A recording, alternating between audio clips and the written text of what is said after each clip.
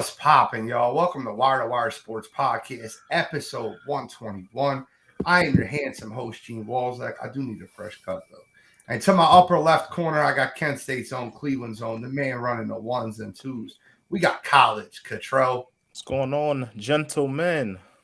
Use that word lightly. Lightly. I'm sure you guys are ecstatic. Bro. How could we not be? Let me finish introductions. In the upper right corner, I got the man, the myth, the legend, Scholastic Shally, Uncle Shally. I don't know what he's going. Super Bowl Shally this week. Super Bowl Shally now. How you Go feel? Birds, baby. Go Birds. Speaking of Go that, Birds. Go Birds. we got to open with that. We're going to talk about some NFL. We are just going to recap the NFC and AFC championship games this week. Our Super Bowl show is next week. That's where we give you our props, all our breakdowns, full breakdown. Next year, we're going to be on Radio Row. Just mark that shit down. We will be there. That's okay. This year, we held off. We had the opportunity to go. We said no. I'm not going to lie to you. The flight and the hotel are expensive as shit. If y'all want to cover that for us, we'll take it. But LA's a dirt hole. You want to go to Arizona? We can go to Arizona. Yep. Where is it at next year? FYI, anybody know? I believe it's New Orleans. I think it is NOLA. I don't want to go to that trash can. Why? NOLA's like I've been NOLA like a couple times. You can't not have fun in NOLA. Well, we know the Eagles have a hard time winning there, so Slow your roll, kid. Unlike the Browns, who have a hard time winning anywhere. There it is. All right, so we got to get started. Let's talk about the NFC Championship game. We'll talk about the appetizer this past Sunday. NFC Championship game that wasn't really a game, wasn't really a football game. And I want to shut down a lot of the talk already. I'm tired of the people out there talking about the Eagles' road to the NFL, the Super Bowl. Before you get started, Cottrell's incorrect. 2024 is probably the best situation for this show to go to. 2024 Super Bowl is in Allegiant Stadium in Las Vegas, Nevada. Let's go. We'll be there. I'll go. I'm feeling lucky. We got Who Day. I respect that. Who Day. Listen, Who Day? Still in the chat as a Who Day. I respect it. Give the Bengals. Listen, they got a great fan base. I got no the Saints. We'll talk to you guys in a little bit. I see my man Anthony Vols is in the chat. Mr. Cowboys fan. Appreciate you checking in, my friend. But let's talk about the NFC Championship game, because the first thing I want to really bring up is I'm tired. And I said this last week. I said it on this show. I said it on Pregame and Pigskin. I said it on the Sunday Morning Drive. I said, what excuse will y'all come up with next week? And they said, no, the San Francisco 49ers are legit. Brock Purdy is legit. And we are going to lose to the San Francisco 49ers. Well, nobody hates you, Anthony. Stop it. I got news for you. The Philadelphia Eagles ran through the San Francisco 49ers like a hot knife through butter. And I was told they were the tougher team. They were not the tougher team that day. I was told they were the harder hitting team. They were not the harder hitting team that day. I was told that they were going to bully us. Best defense in football. They were not the best defense in football that day. So I'm going to stop my high horse, because I always have to go to this is like my mental sanity. Cottrell gives me the outsider's opinion of my Philadelphia Eagles, so my homerism doesn't grow too far.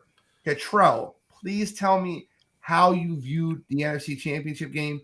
And I'm really looking for you to talk a little shit, because if you do, I'm going to pick it apart, and I'm ready.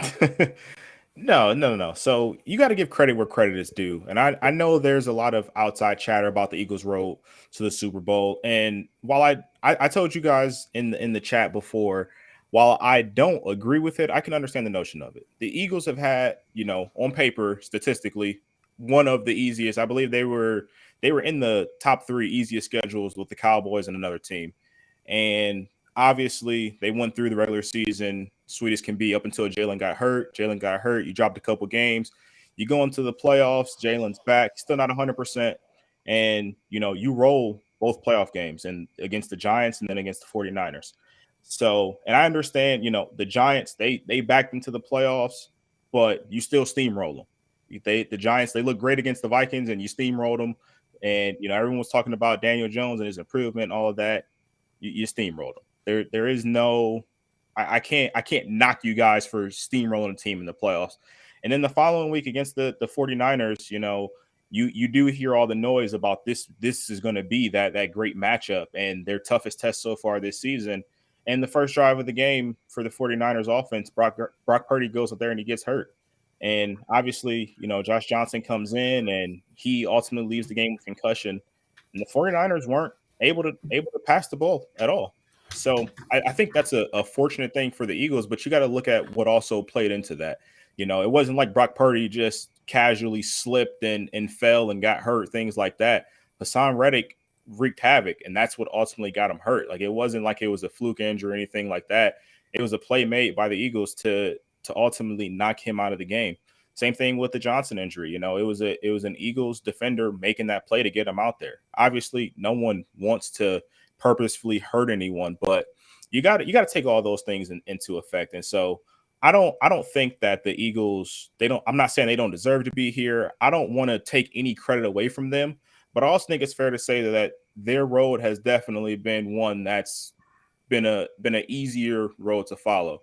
Again, you have to beat who's in front of you, though. That's the biggest thing I want to harp on, because there are plenty of other teams that if they were given the exact same road as the Eagles, they would not be going to the Super Bowl. So I want to give credit to the Eagles for overcoming everything. Jalen's injury, Lane Johnson's out there playing without a groin and still making things happen. So got to give them all the credit in the world. But I do also think it's fair to say that they've had an easy road there. I think you could say both things and it not be an issue. I don't think it's an easy road. And that's my whole point. I think, and my whole point I wanted to get into, and I'll let Shally kind of respond to you in a second, but I don't think it was an easy road. I think walking into every game, I heard that the New York Giants were this hot team and they just beat the Minnesota Vikings. So if we would have played the Minnesota Vikings instead of the New York Giants, who the Giants beat, would you consider that a harder road? I don't understand how that works, because the Minnesota Vikings won 13 games. I mean, yeah, but we had said all along, and again, you're harping on a lot of what people who talk about, and they want to get clicks and things like that. I'm saying statistically, if you look at the regular season, the Eagles had one of the easiest schedules. You go against the Giants team in the second round there, who we all talked about on the show as a team that you didn't take seriously. You even said you've never been more your words were you've never been more confident in a playoff game than you were going up against that Giants team, because we knew what they really were. Factual. And then against the 49ers team, I would say before the quarterback injuries, there was no excuse to be made. And even after the injuries, it's not like you guys weren't dominating before that happened. Like, there was never a point where I thought, hey, the Eagles are in trouble here. But given those injuries, if you're a 49ers fan, it gives them their out. They couldn't pass the ball at all in the second half. I'm not saying that to say the Eagles wouldn't have won the game regardless, because you were controlling the trenches. Games won in the trenches and you were controlling it on both sides. But when you don't have a quarterback that can pass the ball efficiently, I can't say that's the tough road second half of that game.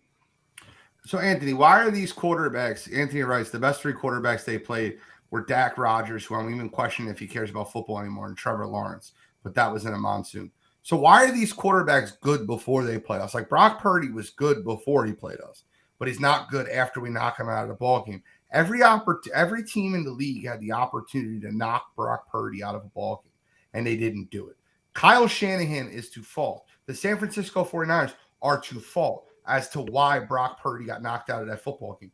You can't have your backup tight end, your rookie tight end, blocking Hassan Reddick on the outside. Can't do that. That's on them. Going into that football game, they just beat the crap out of the Dallas Cowboys. They won their opening game versus Seattle by double digits. They were on a 10-game winning streak. They were the number one defense in the NFL. I heard all this stuff. Yet when the Eagles beat them, they're not really that good. When the Eagles beat the Giants, it was the Giants. You're going to have your hands full of Giants. They just beat the Vikings. This is a different team. Danny Dimes. He's a top 10 quarterback in the NFL. I heard that everywhere. Then when the Eagles beat him, he's not a top 10 quarterback in the NFL anymore. I think it's very simple. The Philadelphia Eagles defense and that front seven caused havoc in that backfield. And nobody wants to just admit that the Philadelphia Eagles caused them to look bad. The Philadelphia Eagles caused the Giants to look bad. I hear all the time when the Giants got in the playoffs. Can I ask you a question real quick? When the Giants won the Super Bowl 9-7 over the undefeated Patriots, do you remember that year? Does anybody remember that year? When they won the Super Bowl, they would have lost in the divisional round to the Packers. When people have said the Packers had an easy road. Well, that was a Super Bowl winning team. They lost to a team that got hot. When the Steelers won the Super Bowl as the 6th seed, and they went through Peyton Manning, and they went through Tom Brady, and they won the Super Bowl with Santonio Holmes catching the back of the end zone. If they would have lost in the divisional round or conference championship game, you just beat a 9-7 team. These are playoff football teams. And the last point I want to make, Cottrell, you said the Eagles had the easiest strength of schedule. That's incorrect. Going into top three. I said top 3. That's incorrect also. It's not. Well, Cottrell, please let me finish my point. I wouldn't come with this unprepared. Going into the season, they had the 3rd easiest schedule. But What I do is I look at the strength of schedule after the season, and see how these teams finish, because that's the true testament of how their schedule is. The 49ers actually played against an easier schedule than the Philadelphia Eagles did. The Philadelphia Eagles finished 15th in the league in strength of schedule after the season played out. When you go by strength of schedule before a season starts, all you're doing is going by how they finished in 2021. That's not an indicator of how that team is this year. Want to hear a proof point of that? 4 teams every year miss the playoffs that make it the year prior. And 4 teams make the playoffs that miss it prior. It happens every year. So you can go by your 2021 strength of schedule. I'll tell you, the Philadelphia Eagles had the 15th best strength of schedule in the NFL. They played in the best division in the NFL. Statistically, this is not making stuff up. Wins and losses, they had the best division in the NFL.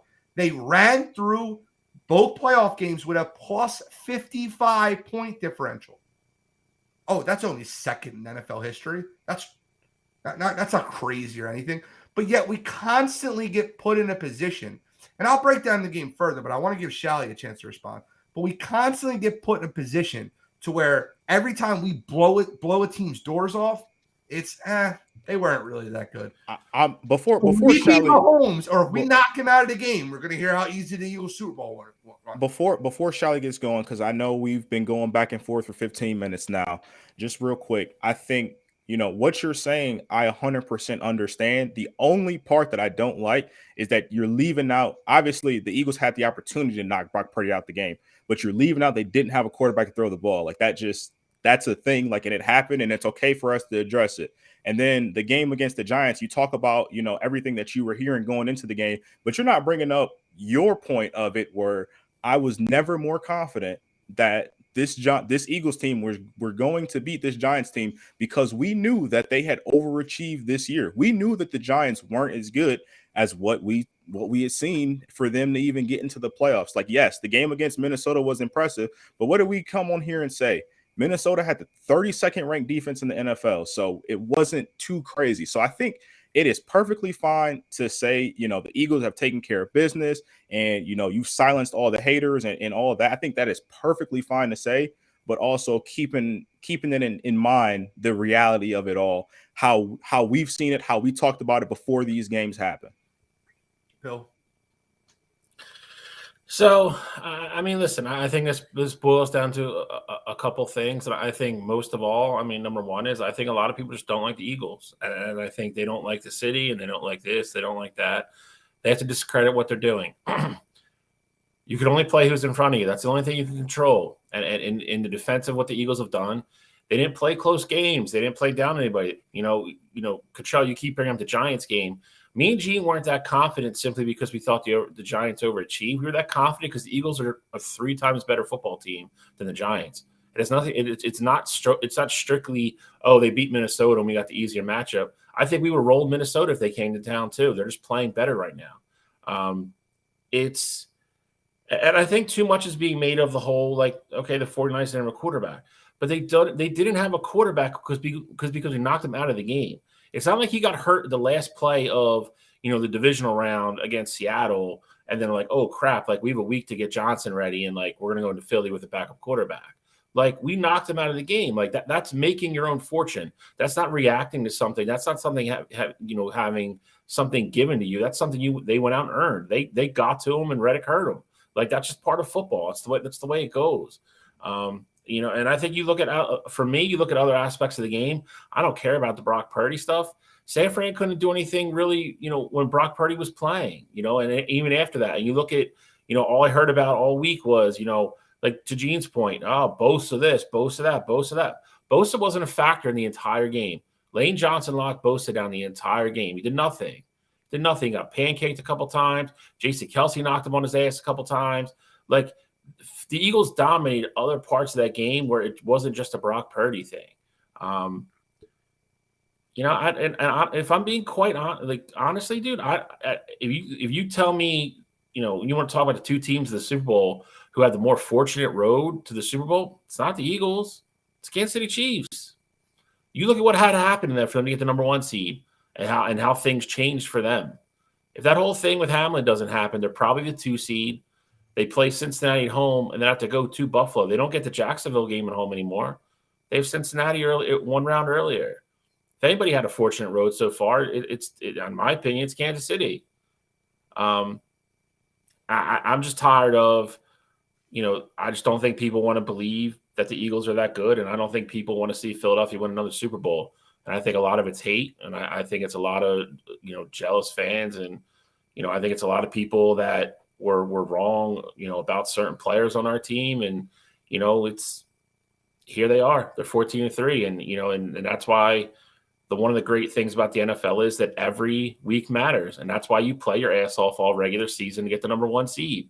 It's not so much a destiny thing or anything like that. Like you play and you earn what you get. And they played well all year, went 14-3, 13-1, when Jalen Hurts, was healthy, and they earned the number 1 seed. And that's why you do it. There's nothing wrong with getting into the playoffs and trying to make your life easier. Every team's got somebody who's hurt. You got guys that are banged up. Yeah, no shit. Like if we're the 1 seed, would I rather play the Giants in the second round, or would I rather play San Francisco? Like anybody would answer that. So including the San Francisco fans. Would they rather play, the Eagles in the second round or Seattle? They're going to pick Seattle every time, as you should. Like that's why you get the 1 seed. That's why you strive to be the home field advantage to make everybody come through your building. Like that's why you want it. Like it's not, to Gene's point, we've seen crazier things in sports. We've seen where, the best team doesn't always make it to the championship game. And the part of that's why, you need luck. You need things to fall your way. You see it in hockey every year. You get a team that's a 6 or 7 seed, and their goalie all of a sudden turns into, a brick wall, and they're knocking out the team that, that won the President's Cup and had 120 points in the regular season. Happens all the time. You make the road there as easy as possible for yourself. Super Bowls don't come around all the time. You do what you got to do to get there. And the Eagles did that, and I think it's crazy they're being criticized for it. I like this comment real quick because CJ said this perfectly. So the Philadelphia Eagles aren't good enough because the Vikings didn't handle business at home and the 49ers couldn't protect the passer. Kachar, you said one thing that I disagree with. Everything you said makes sense. And I understand it. It's logical. But you said the 49ers didn't have a quarterback. That's inaccurate. They had 2 going in that football game. They both got knocked out because they didn't protect the quarterback. That offensive line was ranked 4th in the NFL and number 1 in pass protection. They got dominated. They got dominated. I said they didn't have a quarterback in the second half, and I think that's a fact. I mean, they threw 2 passes after Brock Purdy's injury, and they were both at the line of scrimmage. So yes, they did get dominated. Yes, their quarterbacks got hurt, and yes, that's a testament to the Eagles' defense. But again, it's still one and the same with me saying that they didn't have a quarterback. They couldn't pass the ball. You knew it was going to be some sort of running play every single down in the second half. So I get it. You guys knocked them out, and that's a credit to that defense. But it doesn't change the fact that you knew that they weren't throwing the ball in the second half. But I need somebody to explain it to me how that's the Eagles' fault. It's not. No. I think that's the part that's the whole narrative. Like, oh, you guys didn't play against a quarterback in the second half. You had an easier route. No. Yeah, it's because we knocked 2 goddamn quarterbacks out of the game. I'm not saying it's your fault. I'm not saying you, but I need somebody to explain to me why the Eagles should be penalized for getting to the quarterback and knocking them on their ass. Like, that's a part of football. That's what you're supposed to do. And like, I need somebody to explain that to me. And I got news for you. If we knock out Patrick Mahomes in the first quarter, I don't want to hear it. And I don't want to hear it. I don't want to hear anything. Super Bowl was gifted to us, or we had lucks, or things broke our way. Nah, I don't want to hear that. Your job, listen, offensive linemen get paid millions of dollars. Particularly Trent Williams gets paid $100 million to protect the quarterback. That is their job. What? Who's a baby, by the way? We'll get into that. But San Francisco did not protect the quarterback. Tyler Kroft was blocking Hassan Reddick. And San Francisco even proved that they couldn't fix their problem because Josh Johnson got in there and then Ndamukong Suh did the same damn thing. I thought it was the same injury because he hit him in the same arm, knocked him down. That was concussion. But, hey, listen, the 49ers are a great football team. They're just short a quarterback, and they needed to protect the passer. I felt like where that game was won, and I sent you guys this video breakdown, and I wish Jacob was in the chat because I was sitting right next to him when the game was going on, and I kind of want to bring this point up because I nailed this during the game, and then a film study showed that everything I said was absolutely accurate and correct. Philadelphia Eagles made a major adjustment after the play that Nick Bosa almost sacked Jalen Hurts on the read option in the end zone for the safety. The Philadelphia Eagles made a major adjustment. They started running trips to the right, a tight end, 2 wide receivers to the right, and a running back to the right of the quarterback. And they ran to the weak side, and they pulled with their athletic center, Jason Kelce, to create a matchup problem. They ran the ball down the 49ers' throat to go down up 14-7 right before the half. Then they got the ball back because Josh Johnson dropped the ball because he was scared of our defense. The Eagles recovered the fumble and then did the same thing. They ran. It was like you were playing Madden and you were calling the same play over and over and over and then hitting flip play and running it one way and running it the other. The 49ers eventually adjusted by putting Hufanga on the weak side of the line to protect against the play. And if you're wondering, Shane Steichen deserves a friggin' Medal of Honor for coming up with this. Because when they moved Hufanga to the opposite side and the Eagles got stuffed on a running play, Hufanga dove in, broke it up behind the line of scrimmage. The Philadelphia Eagles adjusted again and proved they were another step ahead when they started running the ball with Jalen Hurts. The Jalen Hurts runs in the end of the third quarter and the beginning of the fourth quarter were by design because what they found out was Miles Sanders can be that extra guy. They created numbers and leverages on the weak side the entire game. I know I'm speaking a lot of football semantics to you guys, but if you go back and watch that football game again, you'll notice they ran 2 wide receivers and their tight end and their running back on one side and had just 1 wide receiver on the opposite side. It created a 4-on-3 matchup problem for the Philadelphia Eagles to be able to exploit on the run game. They ran the ball 46 times versus the number 1 rush defense in the NFL. It was dominant. You can say what you want, but 31-7 is dominant. And the Eagles ran the football against the number 1 rush defense in the NFL.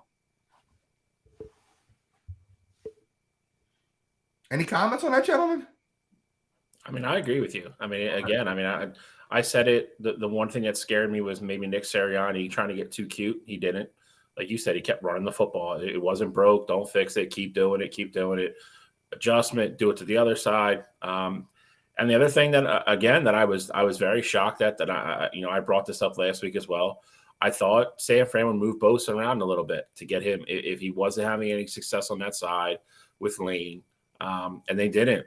He played the majority of the game on the right side, and he did nothing. And towards the end of the game, honestly, they started messing with him. Jalen Hurts got him on 2 RPOs really bad. Started flopping around a little bit. he just looked defeated. Looked like he kind of gave up at the end. He had the cut on his leg. That was, a freaking thing the whole game. They went right at him, when they wanted to. And I thought that was also great play calling. They took their shots. Lane Johnson just deserves, an absolute standing ovation and a loud clap for the way he played on Sunday against him. For his, I don't know if anybody's familiar, but, a torn abductor muscle is not a painless injury. I'm sure they're giving him stuff to help manage the pain, but to have a muscle that is constantly stretching and hurting every time you're doing any kind of physical movement, especially a football, any kind of football movement, is incredible. And he absolutely dominated who's going to probably most likely be the defensive player of the year. And that was one of the things that I was a little bit worried about. And that was another matchup that the Eagles just absolutely hands down won. And it was a factor in the game. Yeah, it's very rare that you watch a 49ers game and say that Bosa wasn't a factor in the game some way, somehow. And he wasn't Sunday at all. The Bosa brothers had a bad weekend. I'll get into the other one later, but Nick Bosa had an interview when he was asked about Jordan Mailata. He was lined up against Jordan Mailata a few times. It was asked about Jordan Mailata and his special talent playing rugby and how that would that be a challenge for him. He goes, he's not special. He's just huge. Well, when there was that video is now went viral where Jordan Mailata pancakes Nick Bosa and puts him on his ass. And Jordan Mailata's fiance has been retweeted when I checked earlier 76,000 times when she said, oh, that's just my huge fiance. That's not that special. Pancake and Nick Bosa. So it wasn't really a good weekend to be a Bosa. Cottrell, any final comments on Eagles 49ers? No, I mean, you guys, especially the trenches, the run game, the Eagles definitely controlled it, offensively, defensively. We saw both quarterbacks get injured because of the D-line, and then on offense, obviously they were running the ball at will on that 49ers defense. I will say I think it's a combination of a lot of things, though. I think it's the Eagles were better prepared. The Eagles were obviously more physical, and when you get punched in the mouth like that and you're literally just getting driven into the dirt, and then your offense can't move the ball, and so it's like, all right, well, we're throwing you back out there, and you get put back in the dirt again. What Bill said about Nick Bosa, I mean, I think it's actually accurate. I think at a point in that late third quarter, fourth quarter, there were people on that 49ers defensive line that just lost their will. Like, they were like, this isn't happening today. We can't score. We're getting dominated. And they're just better than us. Every time that we make a play, they scheme up something else, and they're just better than us. So I 100% agree with that point of what Bill said. Just that point. I know it pissed me off a little bit. I get it, bro. We're Eagles fans. No, not at all. I mean, I just, like I said, credit everywhere to what the Eagles are doing. I just think that you guys have a couple blinders up on what happened there. That's all. I think we'll talk about our blinders when it comes. Wait till next week. Till next week. Because I promise you, I already know where I'm going. You guys obviously know where I'm going. It's not. There's no surprise, and we'll get into that breakdown fully next week. But I will say one more comment about the Eagles 49ers because it leads right into Chiefs Bengals, and we'll go right into it. Darius Slay mentioned in his press conference that a comment that George Kittle made earlier in the week fired their defense up, where they asked George Kittle about the Philadelphia Eagles defense and what challenges they might bring. And Kittle said, well, they look really good on paper. And Slay took that comment personally, talking about, oh, on paper? Okay, we'll show you how good we are. Speaking of comments that were made during the week that fired teams up for championship weekend, man, the Cincinnati Bengals have a lot of egg on their face. Am I lying when I say that? No, I mean, Burrowhead didn't play out. Burrowhead didn't play out too well. Yeah, Burrowhead is still ringing through the streets by Arrowhead. So No, you're absolutely not wrong when you say that. The mayor making a comment about Patrick Mahomes needs to get tested because Joe Burrow might be his father. There's a lot of comments that were made during that week, and that Kansas City Chiefs team let you know in every single interview after that game that they heard them. Yeah, there was. I think there's always a level or a line per se of where you can go and where you shouldn't cross. And I think the Bengals obviously know where that line is now. I'll put it that way. So let's break it down this game, because I watched Patrick Mahomes hobble out on one foot and throw to Travis Kelce and a bunch of truck drivers for the majority of that football game. It was at the end. Kadarius Toney got hurt. Juju Smith-Schuster got hurt. Nicole Hardman got hurt. They finished that game with Marquez Valdez-Scantling, Travis Kelce, and two guys you've never heard of before. Sky Moore. Don't disrespect Sky Moore. Sky Moore really didn't play much. Look, at the end of the day, I think Joe Burrow played a good game, not a great game, not a game that he would be proud of himself. I think that he made a lot of big throws and a lot of big spots. The interception that was thrown into double coverage was a bit unfortunate because T. Higgins had his hands on those balls and on the ball, and it got tipped up and then it got intercepted. So I think Burrow played decent, a B- game, the way I would see it. But I think that the Kansas City Chiefs defense, when they sacked him 4 times in the first quarter, you knew Chris Jones looked unblockable. Now, absolutely, here we go, another defensive lineman that looks unblockable.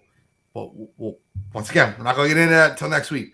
What were your thoughts on the Cincinnati Bengals Kansas City Chiefs game? Cottrell, we'll start with you.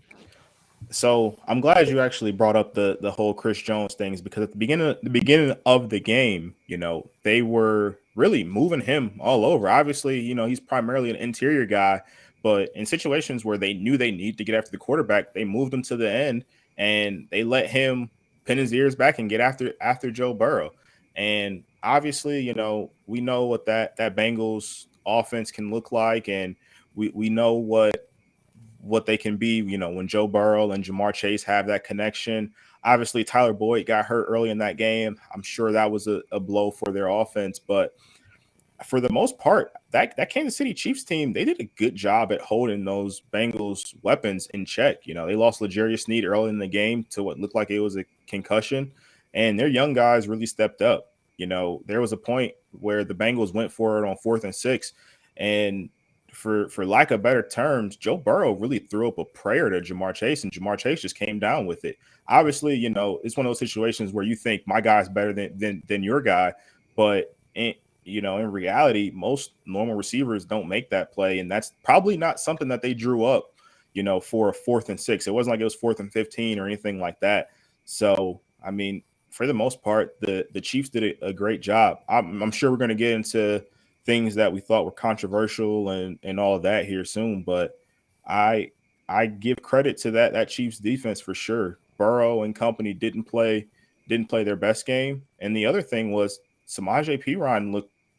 There was a lot of times in that game where I thought he looked better than Joe Mixon. So I think the Bengals, obviously they're going to be back and ready to go next year, but they got some stuff to fix for sure. That offensive line is going to need help. Lyle Collins probably won't be ready by the start of next year, and Jonah Williams, even when he plays, he's not great. So they got to for sure, fix that O-line yet again to get to where they want to be.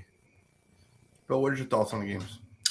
I think you touched on the biggest part of it for me, and I think this is a credit to him, for being, with all the playoff games he's played in already in his young career. I thought it was the first time that Joe Burrow kind of looked human in a playoff game.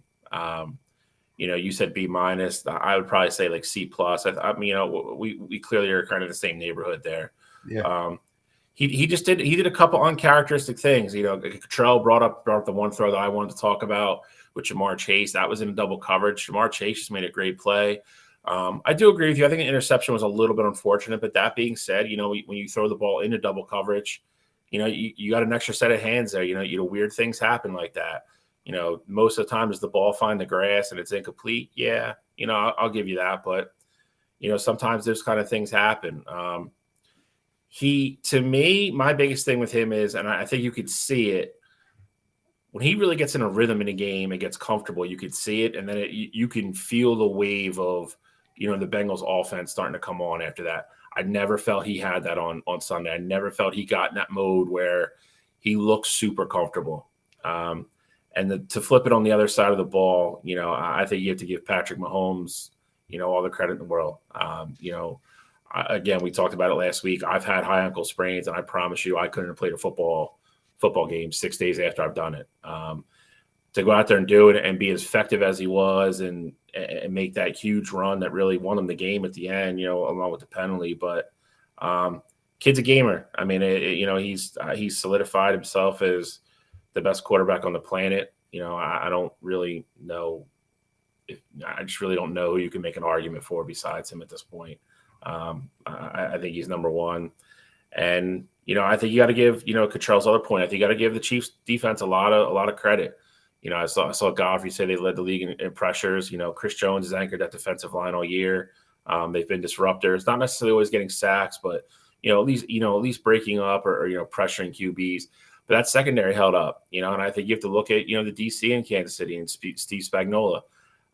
He's known for doing a lot with, not marquee names. He's the guy that, broke, that beat the undefeated Patriots. He's a great DC, and it showed. I think he did a lot of things that Joe Burrow didn't look comfortable, couldn't get in a rhythm, kept him guessing, kept giving him different looks. And he was doing it with a bunch of guys that, aren't household names and aren't, top tier guys on the outside by any means. So I think you have to give all the credit in the world to Kansas City. I think they beat Cincinnati. He's a really good football team. They went to the Super Bowl last year where, we're possibly a bonehead play away from at least having overtime to, have another chance with, one of the best quarterbacks in the league, top 3 guy in the league. So got to take your hats off for me anyway to Kansas City for, Mahomes toughing it out. And that game just wasn't, I don't know. I thought it was a great game because the score was close and, there were certain plays made here and there. I thought that game was going to be a little bit more open offensively, if I'm being honest. And it wasn't, but it was still good, hard-nosed football. So it's gonna be interesting next week. Listen, I'll tell you something right now. Joe Burrow is number 2 quarterback in football. Patrick Mahomes number 1. Solidified that. The Kansas City Chiefs defense, led by Steve Spagnuolo, the motivation that was coming out of that locker room, the bulletin board material that Cincinnati gave them all week was very prevalent in that football game, and it was very obvious. With that being said, Kansas City came out on the better side, but I want to talk about, and Godfrey just brought it up, Bengals fans need to stop crying. I want to talk about some of the officiating in that game. Because you brought up one, Shao. You brought up the bonehead play on the sideline. I've watched that play like 100 times at this point. And in no way did I think he was trying to really shove Patrick Mahomes out of bounds.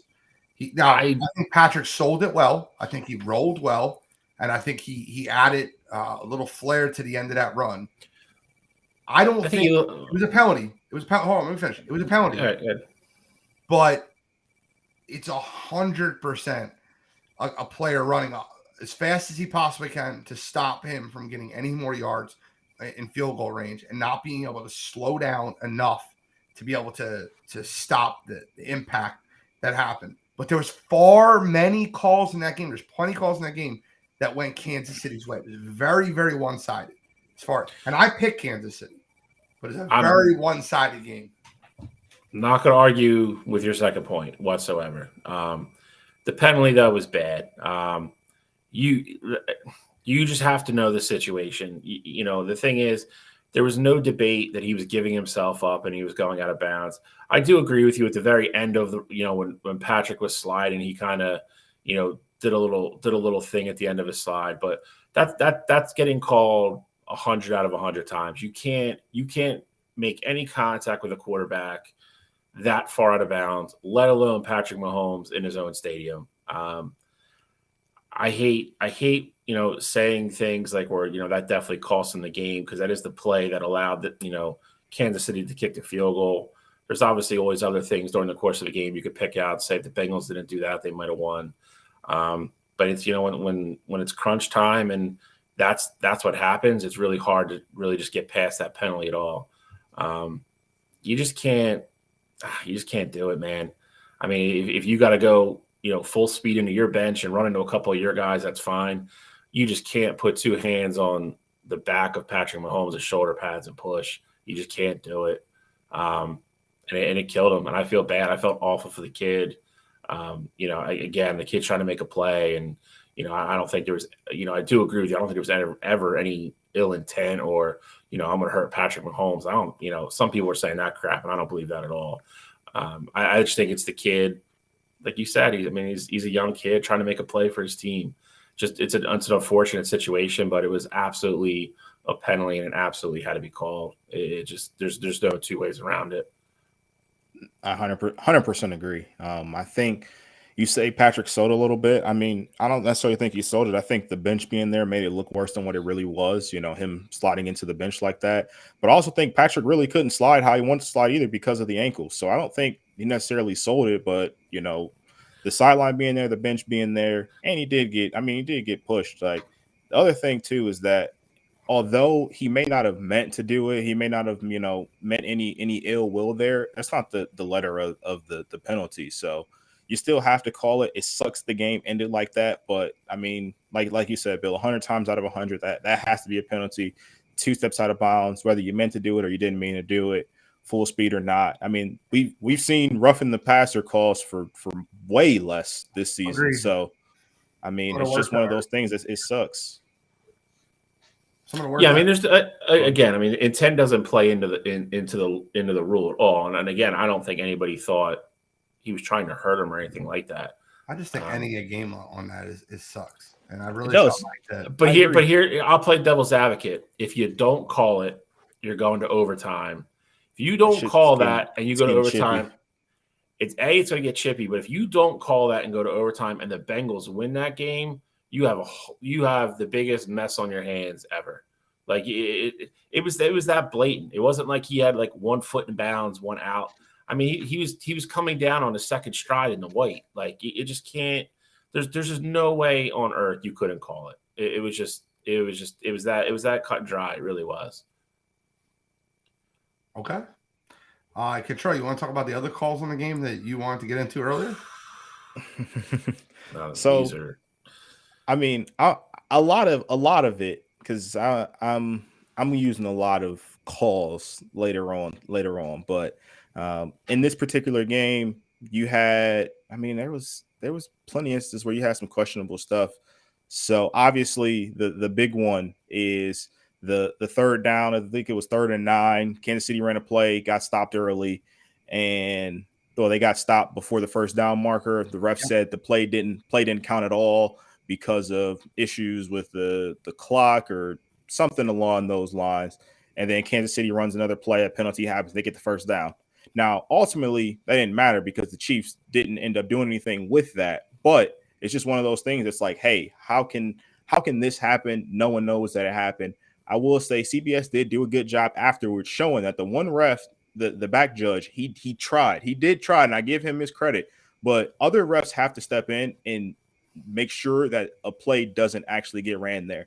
Because God forbid if one of the Bengals defenders got hurt, or if Patrick Mahomes got rolled up on a play that shouldn't have happened to begin with. Like, it's just, you can't just preach player safety, and you got plays going on that ultimately wouldn't have even been there, on the stat sheet at the end of the game. So I had a big issue with that, but I am glad that CBS showed the alternate angle of the back judge actually trying to stop it. But if I'm a Cincinnati fan, though, that definitely is one that rubs me the wrong way, because we had you stopped and then you get a penalty the following play to keep the drive moving.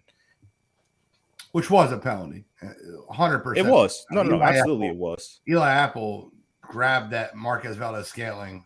Ridiculous 100%. hold. It didn't end up affecting the football game, though, that play. I felt like there was a lot of calls that were a little one-sided in that football game. Forget that one. I just felt like there was multiple calls where Cincinnati was getting the short end of the stick. I mean, you look at the roughing, the unnecessary roughness penalty, before you left the pocket, everybody's looking at that play with the horrible hold that the ref was looking right at and didn't call. That easily could have been called. That would negate it, the 15-yard penalty. See, I disagree with that. I didn't think that was a holding call. I would tell you, most time you wrap your left arm around a defensive lineman's neck, that's going to get called. But it wasn't around his neck, though. And Joe Thomas and Joe Staley, they both had great points of it, especially coming from those guys who were premier at that position. When yes, like he may have technically been grabbing onto him, but when the offensive linemen have that inside leverage on them, that never gets called. And so they have talked about that. And so I actually agree with Joe, both Joes in that situation.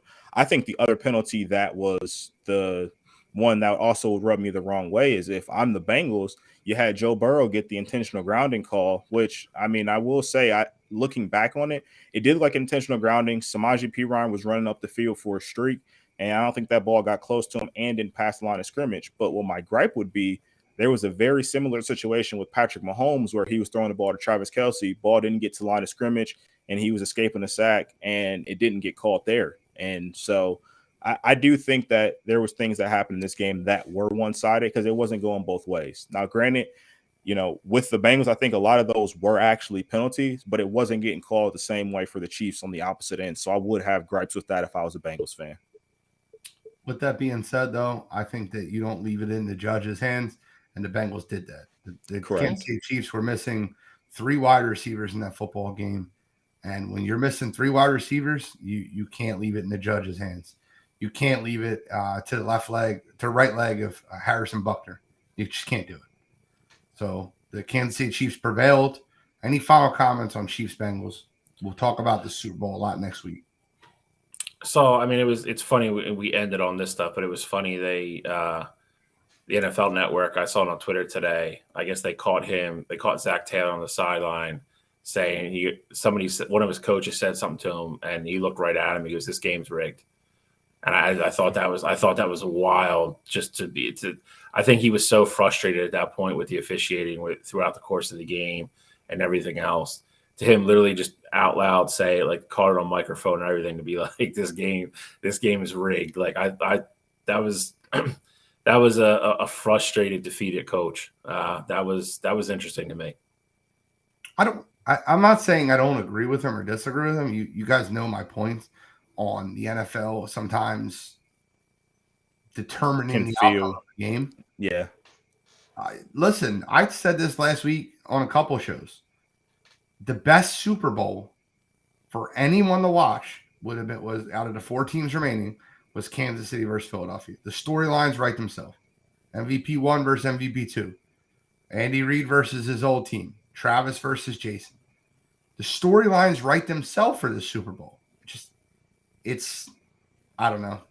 I'm excited to talk about this next week, but we got a couple more topics NFL to move on to, and let's get into them. NFL coaching hires. So first one, last Thursday, the day after we got off air, Frank Reich was hired as the head coach of the Carolina Panthers. We'll talk about that one. We'll also talk about Sean Payton being hired as the Denver Broncos head coach. I want to leave that one for last because it was very close to being a "you got to be kidding me" moment for me, and I'll explain why. D'Amico Ryans took the Houston Texans job. That shocked me. I gotta give credit to where credit is due, because a couple people called that, and I just couldn't see that happening. So, we talk about those 3. I'm happy that D'Amico Ryans got a head coaching job. where he got it, where he said that his dream job was coaching Houston and build a culture there. They gave him a 6-year deal. So that I think that if there's one encouraging thing there with with what we've watched with the last 2 head coaches, they hired another black coach. The 6 years, though, at least to me, shows anyway that you have confidence in him, but you're going to give him the time to fix what's broken, and that's important to me. So they don't have the best track record of handling things properly in that organization. So I hope they get it right this time. I think D'Amico Ryans has a chance to be a star. I really do. And I think he's a culture guy. I think he's going to go there, and I think you'll see a difference in that team next year. I think you start to build that roster up a little bit, much like how we felt about Robert Saleh last year. I think he's that type of mold. I think he's a great leader. I think he'll control that locker room. I think guys will love playing for him. I think it's a great hire for Houston, bring back a former player, and one reason we all kind of thought he wasn't going to go back there is because he did play there and he knows how that organization is kind of behind closed doors. So I guess for me, it's a little bit encouraging, for him to say that was his dream job and that's where he wanted to go. And, I do believe he's going to get a chance. He's going to get 3 or 4 years there to really turn it around and get them back to where they were, 5 or 6 years ago. So, again, I think from organizational standpoint, I think it's a great hire by Houston to get him. I think he has a chance to be a superstar. I do. I would just say that I was very surprised that he ended up in Houston. Going into this, we thought that Ryans was the hottest name on the carousel this time around, and I thought there was better opportunities out there for him. And obviously, Bill, what you said about him being in Houston, playing there, knowing how the organization runs, I thought that was going to be a big deterrent of it. And then, like I said, also, I just thought there was better opportunities for him. So I definitely wasn't expecting him to go to Houston. But I'm with you, though. I do think he's going to go there. He's going to succeed. Hopefully, they just give him the time to do so. With him getting that 6-year deal, I would imagine that the Texans are behind him and he gets at least 3 or 4 years to really get things going and turn the tide around in Houston. But given what we've seen in Houston, you really just never know, because I thought that the last 2 guys would get a shot and they were one and done. So we'll see what happens with Ryans there, but I do think he's going to be special. The one I wanted to get into was the Panthers hiring Frank Reich. I think it's a great hire for them. I think Frank Reich's going to go there and he's going to change the way that Panthers team looks. Obviously, we saw how special they looked towards the end of this season after they fired their coach, and they almost went on and won the NFC South. But it absolutely sucks for Wilkes. It's just, I think this is very similar, Gene. I know how passionate you were about the Raiders getting rid of Rich, a couple seasons ago. So this has a similar feel to me, but at least the Panthers, I think, made a good hire adding in a guy like Frank Reich. They just need to give him time to get a quarterback, and I think he can have the Panthers ready to win the NFC South, especially given the news that broke today. Now that division's wide open. Well, I think that the news, we'll get into the news that broke today, but I think the Frank Reich hire is a great hire in Carolina. I was arguing with somebody about this when it happened, and I think that the Frank hire is – I feel like that his situation that he was in Indianapolis, he never had a quarterback for multiple years. He just didn't. He had Andrew Luck his first year. Andrew Luck retired. Then he had Jacoby Brissett, then Phillip Rivers, then Carson Wentz, then Matt Ryan. Look, that's not any stability at the quarterback position. Carolina Panthers need to go out and get a quarterback. If they try to make it work with Sam Darnold, it's not going to work for him in Carolina either. They have to go out there and get a quarterback this offseason and be able to build the right way in Carolina. Now, I kind of want to add on to that was, Frank Reich's first thing he did, he went out and got Deuce Staley. And Deuce Staley is now on the Carolina staff. Pulled him away from Detroit, and I think that's a great hire. Deuce Staley is a great locker room guy. We know that from Philadelphia. We've seen that in Detroit. We've seen that on Hard Knocks. Deuce is a legit good coach. And I think that running back room should be lucky to have somebody like Deuce in there. So I think Frank's already starting to build that staff, and I think that division's Carolina's. I really believe that. I think going forward, Carolina Panthers is going to be the best team in that division for a while. Yeah, I mean, I agree with both of what both of you said. I think Frank Reich's a great hire. I think that the situation's a little bit different. That Cottrell brought up with the Las Vegas situation. I think Frank Reich is a more established and proven that he's a better coach than firing Rich and bringing in Josh McDaniels. And again, we saw it again this year, an absolute dumpster fire. I don't think you're going to get that with Frank Reich. I do feel bad for Steve Wilkes, though, because I think guys like that sometimes, regardless of anything else, they only get a shot with a team like that they work with for a long time. And they have so much respect from the players that have been with them for so long, and they play their asses off for them. And it's really hard for them to do anything other than what he did. Like you said, midway through the year, where Carolina's like, Carolina's going to win 3 games. And then, fast forward 6 weeks, and it was, you're going to the final 2 weeks of the season. All of a sudden, Carolina's got a chance to win the division.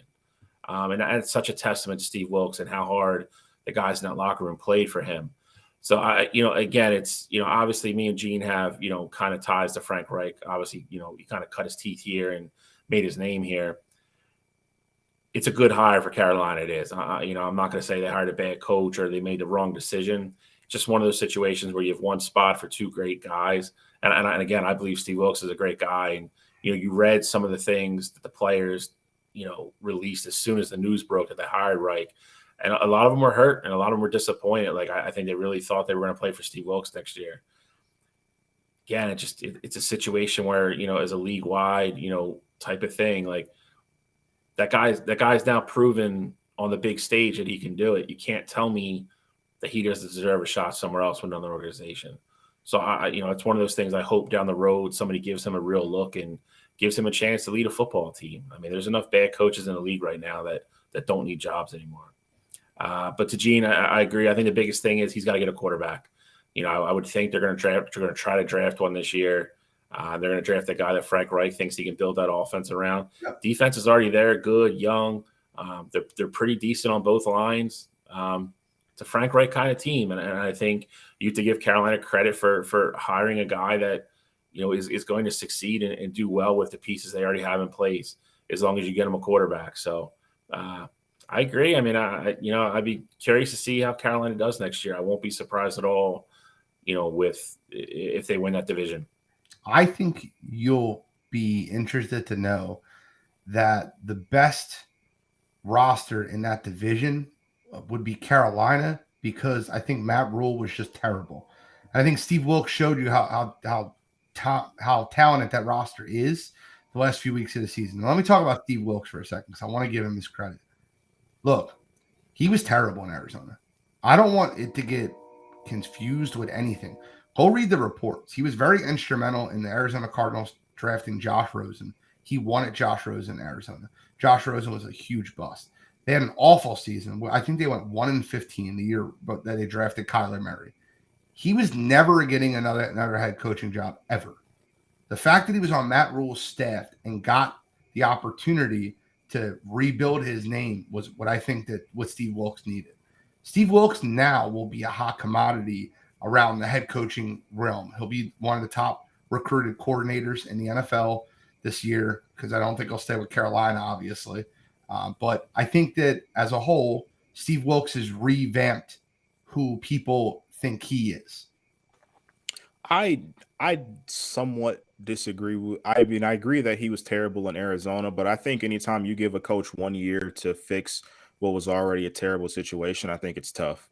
And Steve Wilkes only getting a year in Arizona, like I don't know how much you wanted him to improve in that 1 year. Did you feel like you didn't feel like he lost the locker room that year? Because no.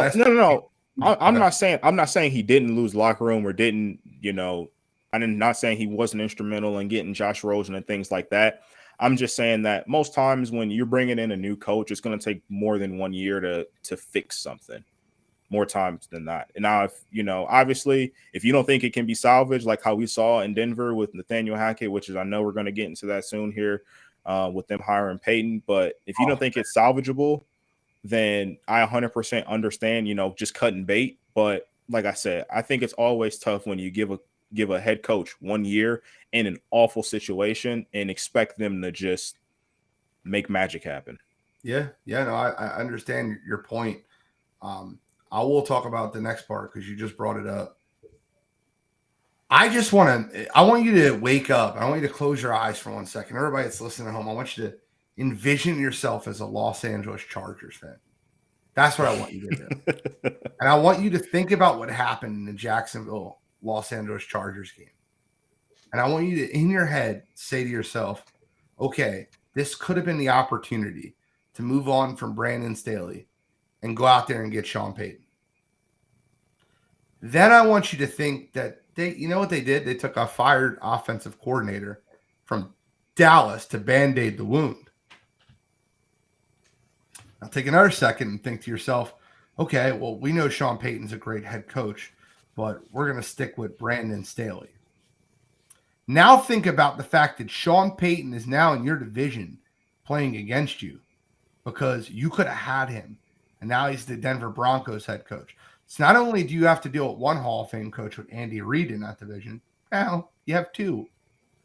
The Los Angeles Chargers have a young phenom quarterback in Justin Herbert. And he is in a position where he's definitely not the best quarterback in the division. And at minimum, he is the third best coach in the division.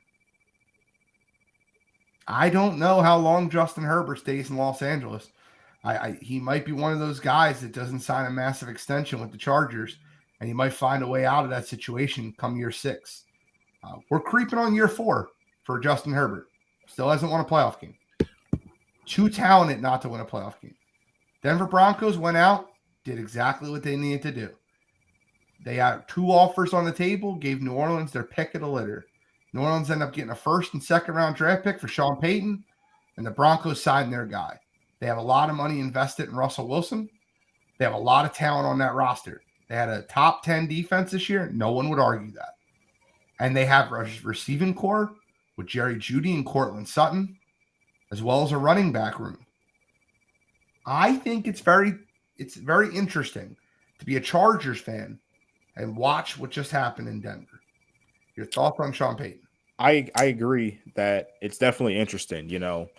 You talk about the Chargers hiring Kellen Moore. I actually think that's a good hire. I know you guys are Cowboys haters, and I get it. You get to see Kellen Moore. You had to see Kellen Moore twice a year, and I don't know how you guys feel about his offensive scheme, but I actually thought Kellen Moore is a good offensive mind. I don't know if it clashed or not with Mike McCarthy. Obviously, he was there before McCarthy, so who knows if McCarthy even really wanted him there to begin with. So I just think that was a bad mesh to begin with. But I do think Kellen Moore is going to go to LA, and he's going to have full reign over that Chargers offense. And I think that's good for Brandon Staley.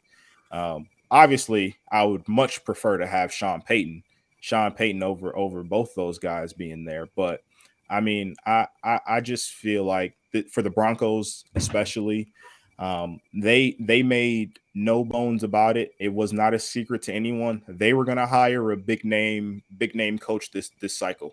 They wanted Ryans, they wanted Payton, and they wanted Harbaugh. One of those 3, at the end of the day, were going to put ink to the paper and be their head coach. And they made that very clear. So kudos to them for sure. And the other thing that you didn't mention, Gene, they got Bradley Chubb off their books last year by trading them to the Dolphins. So this team has some money. Obviously, they're spending a lot of money on Russell Wilson, but team has some money to spend. Their stars are all young rookie like Javonte Williams and Patrick Surtain are on the young rookie deals. So they can go out there and make a splash. And now this division definitely just got more fun. And we saw Russell Wilson at the end of last season after Hackett got fired. So I can't wait to see what Sean Payton does with him. So, I mean, I agree with almost everything Cottrell said. I do also agree. I think Kellen Moore in LA for the Chargers and Justin Herbert is a good thing. I'll be as blunt as I can be. Kellen Moore wasn't the problem in Dallas. And I think Cottrell touched on one of the reasons why it wasn't him. I think Mike McCarthy wanted that power the whole time. To Cottrell's point, he was already there. I don't think he could just come in, I also think Jerry Jones liked him, so Jerry Jones wasn't going to let McCarthy come in and fire him or get rid of him. I don't think they meshed well. I don't think Kellen Moore called the kind of game that Mike McCarthy likes to see, and I think they butted heads. Kellen Moore wasn't the issue in Dallas. Dallas's issue is you have Mike McCarthy as your head coach, and the other one you have is you put too much faith and stock in a quarterback who's not that good. But we'll get into that in another show. I also agree with Godfrey 1,000,000%. This will be the final nail in McCarthy's coffin. They announced it today that McCarthy's going to be the OC next year and call the plays. Love it. Love it for Philly. Love it.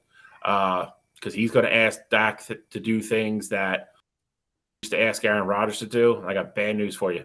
Dak can't do them. So good luck with that. Secondly, to Gene's point, I'm going to tell you how much the Chargers fans are going to hate it. They're going to hate it because they're going to stare up at Denver in the standings all year next year. I said Sean Payton was going to go to Denver. I thought it was the most attractive job because of the talent that was already on that roster that you could walk into. Gene already nailed it head. They're a top 7 or 8 defensive team already, and that was even with as much as they were on the field last year because the football team went 3 and out. The offense went 3 and out, 5 to 6 times a game. I know Russell Wilson is not what he used to be, but he's also not what he was the first 14 weeks of this season either. I think Sean Payton's going to go in there. I think he's going to straighten him out. I expect Russell Wilson to look more like he did at the end of the season last year than he did at the beginning.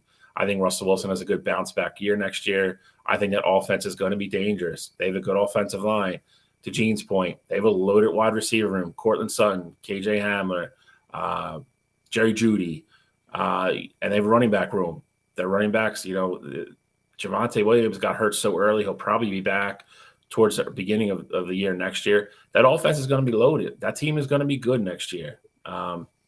That division is brutal. That division is going to be just as bad as the NFC East next year. That is going to be, 3 really good teams in the Raiders because I don't have any faith in Josh McDaniel, and they don't have a freaking quarterback now. So,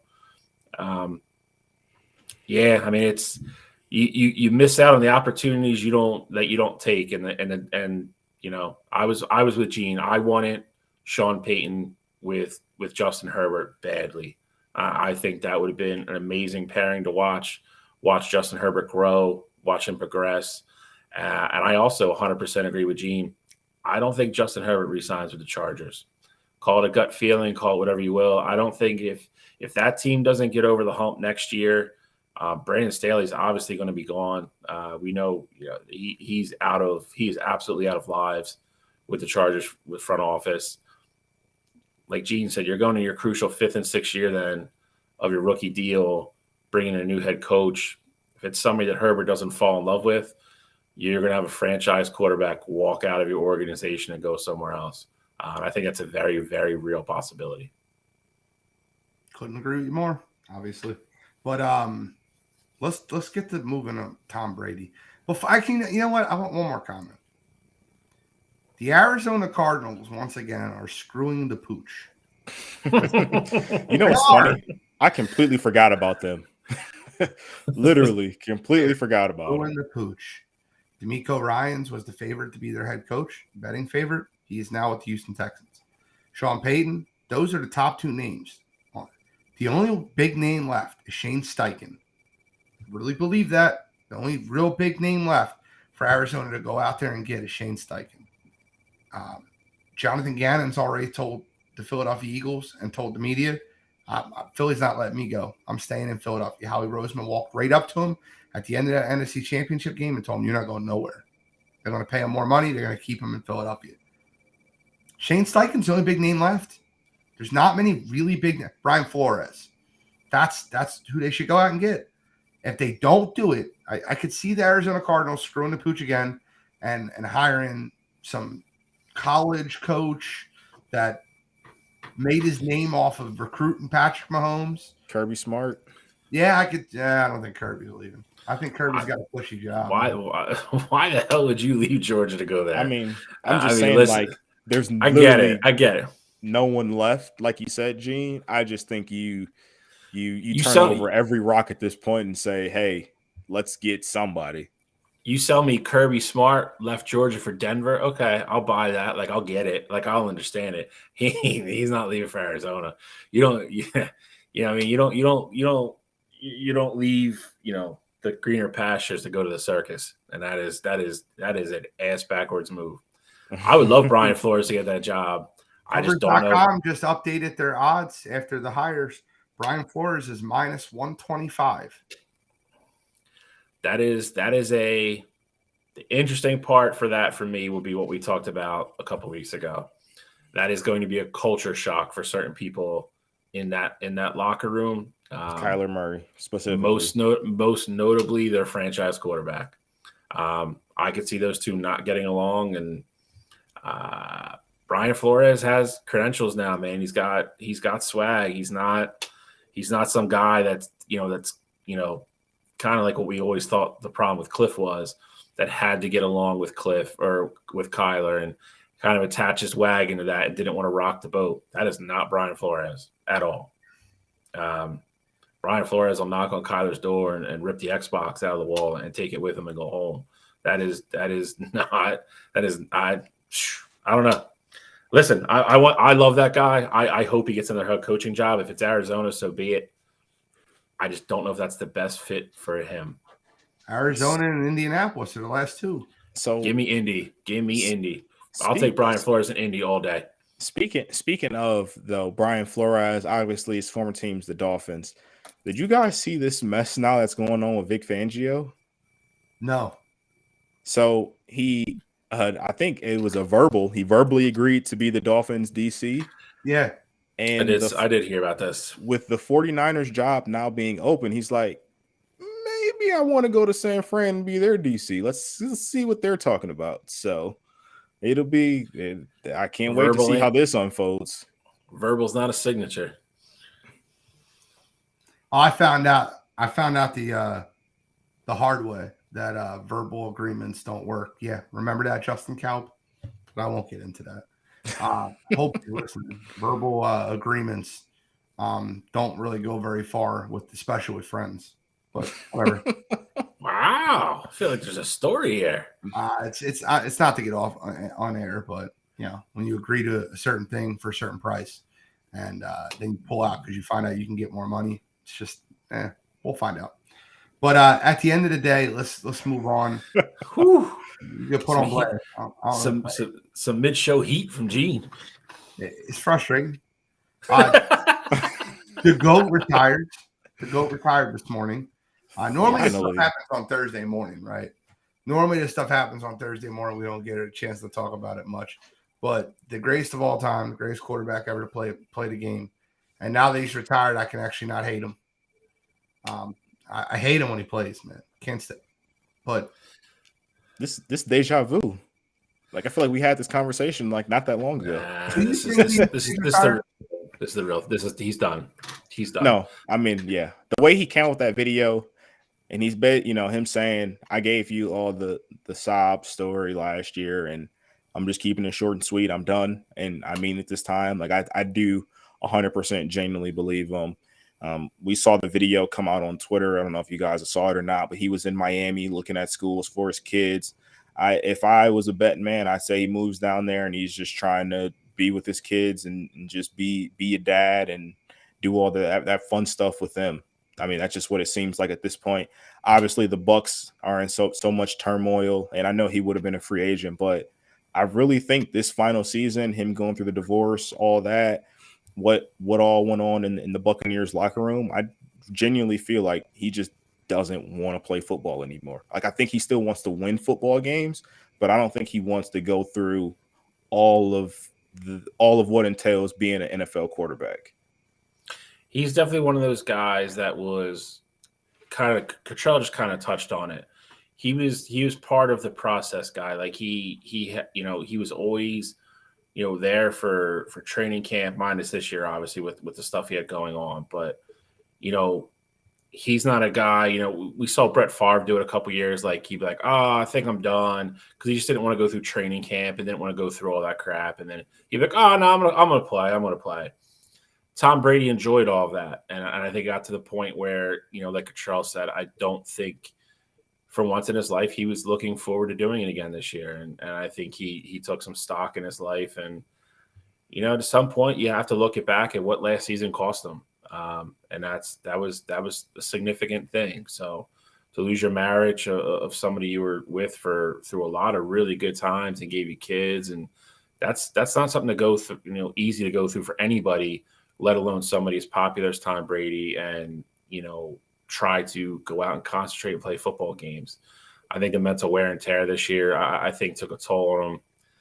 And I also think at some point, man, I mean, you know, he'll probably touch on all this, you know, down the road in a couple weeks, but I think you start to see certain things with the body this year too. And again, you know, we've said it before on the show for other things. Father time is undefeated.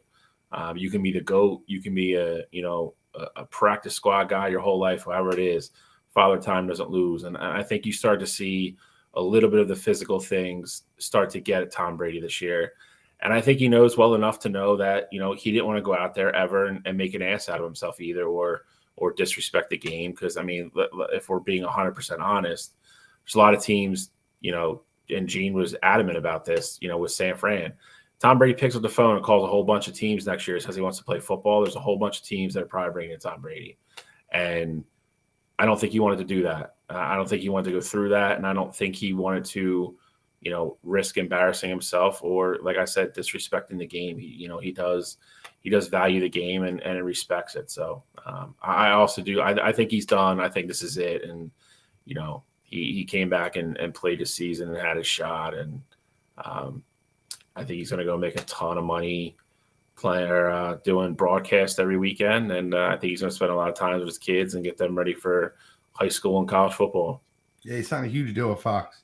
Yeah. But wanted to ask you guys your favorite Tom Brady memory in his entire career. And Bill, you can't pick one from Michigan. Yeah, really. Honestly, he doesn't have too many good ones from Michigan, to be completely honest with you, dude. Yeah, because they kept making him a backup. Yeah, Drew Henson, that's scumbag.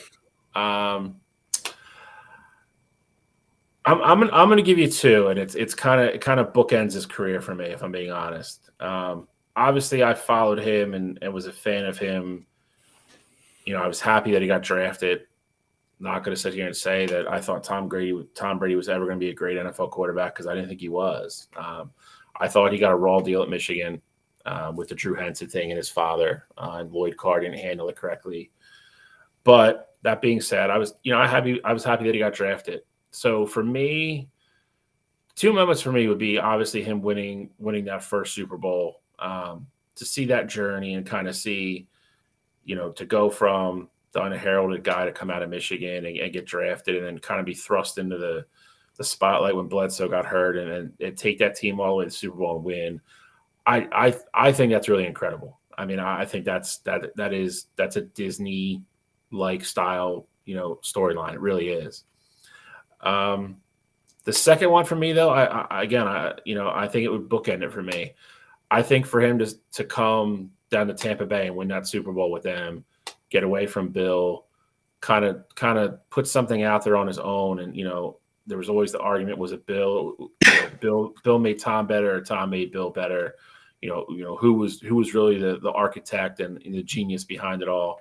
For him to go to Tampa Bay and win one without Bill, and then on top of that, to really, we talked about it on the shows last year, to really kind of start to see his personality come out, and him starting to kind of start talking trash and be lighthearted, and then to see him at the parade pretty much get hammered and, you know, throwing the Super Bowl trophy across the water to Gronk, and really let his personality show and not show people that he was, you know, a lot of people kind of thought he was a robot, you know, and that's kind of like how the regime was up in New England. So to see him in Tampa Bay and kind of really see him enjoy it and let loose and be himself and do a lot of things he normally didn't do in the public eye, I thought that was cool. Control, do you have one? Yeah, so it's honestly, it really embodies, you know, how I felt about Tom Brady as just a quarterback in general. I would say the entire 2007 season, him going off and, you know, being on this undefeated journey, and, you know, getting Randy Moss, and, you know, just being this like unstoppable team. It seemed like, I saw Randy go out there and catch 20 touchdown passes from Tom, and they seemed like they were like one of the best duos ever. It was cool to watch. I'm always a fan of watching history. Like if I get a chance to watch history, as much as I don't like the team, I want to still see it. So similarly, like when the Warriors were going through their stretch and they ultimately won 73 games, as much as I hated the Warriors at that time, I wanted to see them do that. And the same thing with the Patriots. I didn't want to see them win. So it was nice because they didn't win the championship that year and they couldn't cap it off. But just seeing them go through that process of being ultimately perfect the entire season, and just seeing the chemistry that he had with Randy Moss, my favorite receiver of all time, was just fun to watch. My favorite Tom Brady moment is when he dropped the ball versus Brandon Graham in the Eagles Super Bowl. My favorite moment. No, but I'll get serious for a minute, because that 2018 Super Bowl was incredible. And you can argue with anybody. Argue with your mama. I don't care who you want to argue with. That Super Bowl was a million times better than the Falcons Super Bowl, where it constantly gets rated over the 2018 Super Bowl. That Super Bowl versus the Eagles was back and forth the entire game. It was a great football game. Super Bowl versus the Falcons was boring as hell. However, now that I've gotten over the fact that I lost $500 that night, my favorite Tom Brady moments, looking back, is him coming back from 28-3. I went back and counted just because I'm sicko. They had, how many plays do you think they had that they have to get it or they're going to lose the football game versus Atlanta? Like they have to get like fourth downs, big plays, 2-point conversions, whatever. How many plays do you think in that football game, third down stops, whatever, do you think they had to have? And if they didn't get this one singular play, that the game was over? I'd say 6 or 7. I mean, shit, it just really like the entire second half. So it's probably more than that. It's probably like, you don't need the first down or the second down. No, I know that. I'm just saying, like in reality, though, like every third down in the second half, both sides like mattered. So it's probably like between 15 and 20. I told Kevin this already. I think Kevin, I talked to him about it. I don't know if he remembered it or he just said that, but that's the exact number. There was 14 plays where if they didn't get that specific play, they would have lost the football game. 14. Now, you probably argue 15 to 20. Charles probably could be right, but I went like, this is fourth down. Like they have to get this play or the game's over. This is a third down stop. They have to get the stop or the game's over. I did it by that. Absolutely must-have plays. There's 14 of them in that game. Absolutely incredible. New England Patriots won that game. I had the Falcons plus 3.5, I think it was. They lost the game by 6 in overtime. It was just a bad beat. It was 100% a bad beat. I'm counting my money watching this football game. But it's a Hall of Fame, babe. But with that being said, that would probably be my favorite Tom Brady moment looking back. Obviously not in the moment. My favorite by far is the 2017 Super Bowl and Brandon Graham stripped him. Just saying. Bill, just a quick trivia question. Do you remember who recovered the fumble? Control, you can, if you beat him, it's fun. Comments, beat him. Was it Sweat? I don't think Sweat was on the roster, if I'm being honest. No.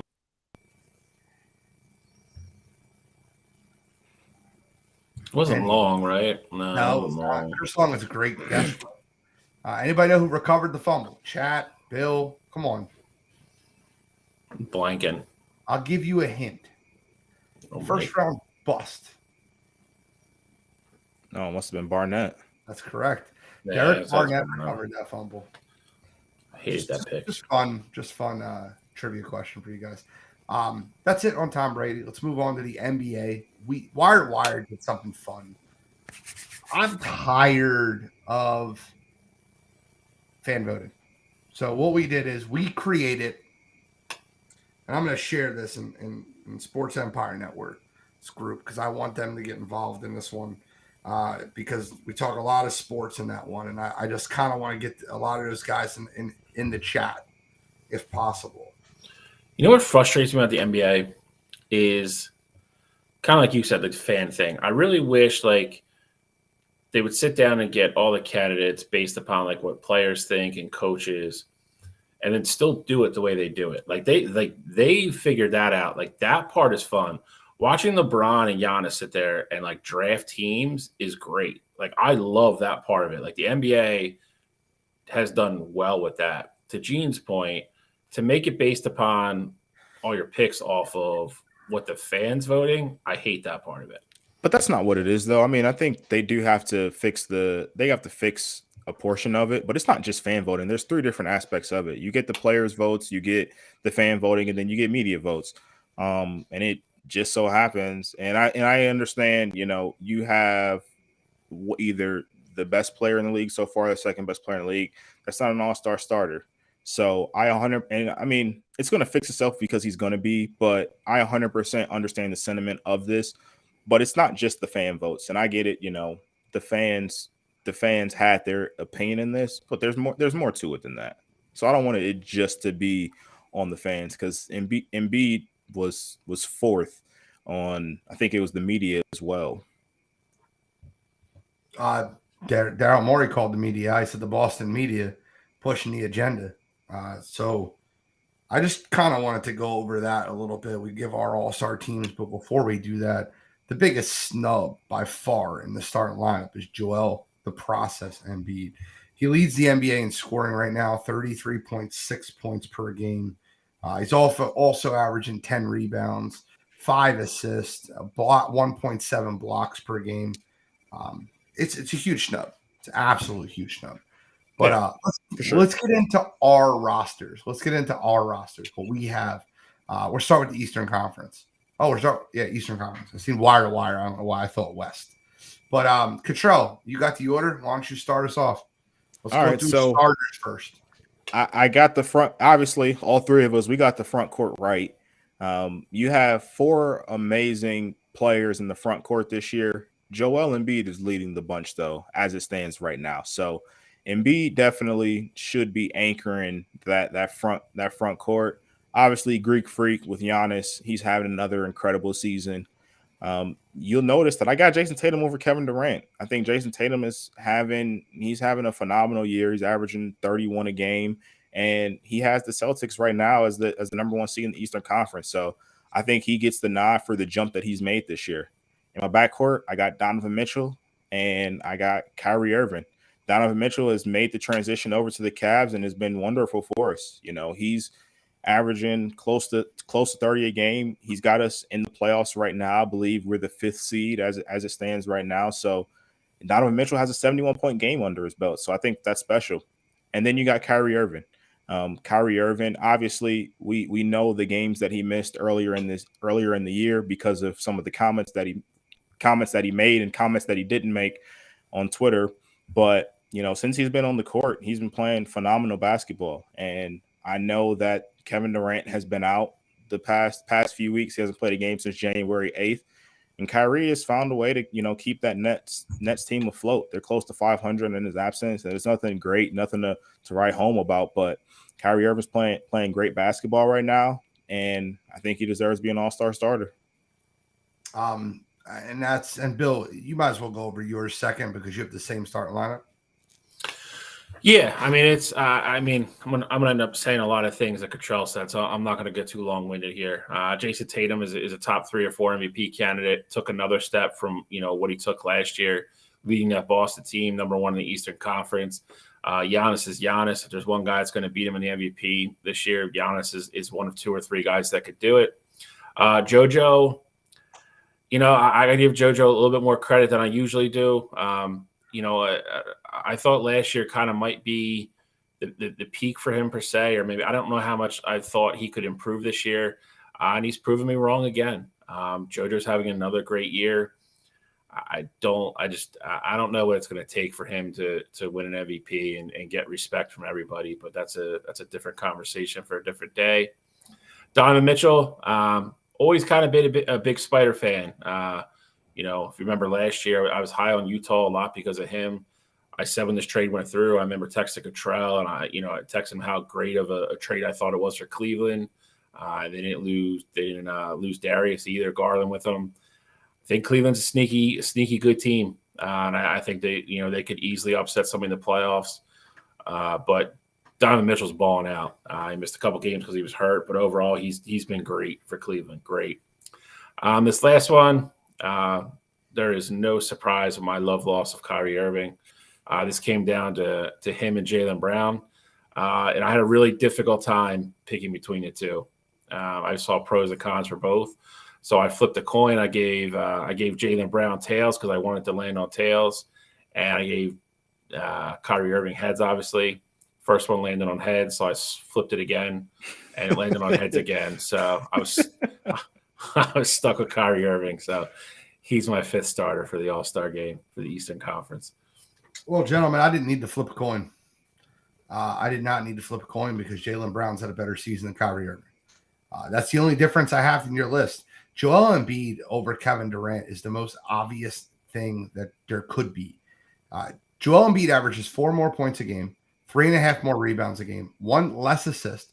He averages more steals, more blocks, less turnovers, a better PER, a better defensive rating, has more wins. Please explain to me how Kevin Durant starts over Joel Embiid. It's a joke. I don't know. Start there. He's somehow more liked. That's the only thing I can think of. That part's even bewildering to me. I know some people don't like JoJo because he trolls people and people think he talks too much shit. But Kevin Durant is not the most likable guy in the world. Not at all. And he's soft as hell. So I mean, I don't know, man. I never thought this a couple years ago, when other people did, but I'm fast, quickly getting on the train that there is some conspiracy against JoJo, behind the scenes. I really am. I know you did, and there's too many things that are starting to point to that direction. It's getting to be too much for me.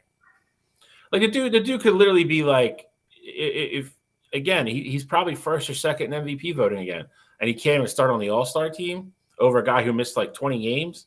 Come on, man. Come on. Enough. Freddie, we're going to get to the Western Conference in just a minute. And calm down, Freddie. You might like our picks in the Western Conference, so just hang out. LeBron's not on mine. He's a bum. I have Jaylen Brown over Kyrie Irving. Kyrie Irving averages 0.3 more points per game. Jaylen Brown averages more rebounds, Kyrie more assists. The differentiator was 2 things. 1, Jaylen Brown's on a better team.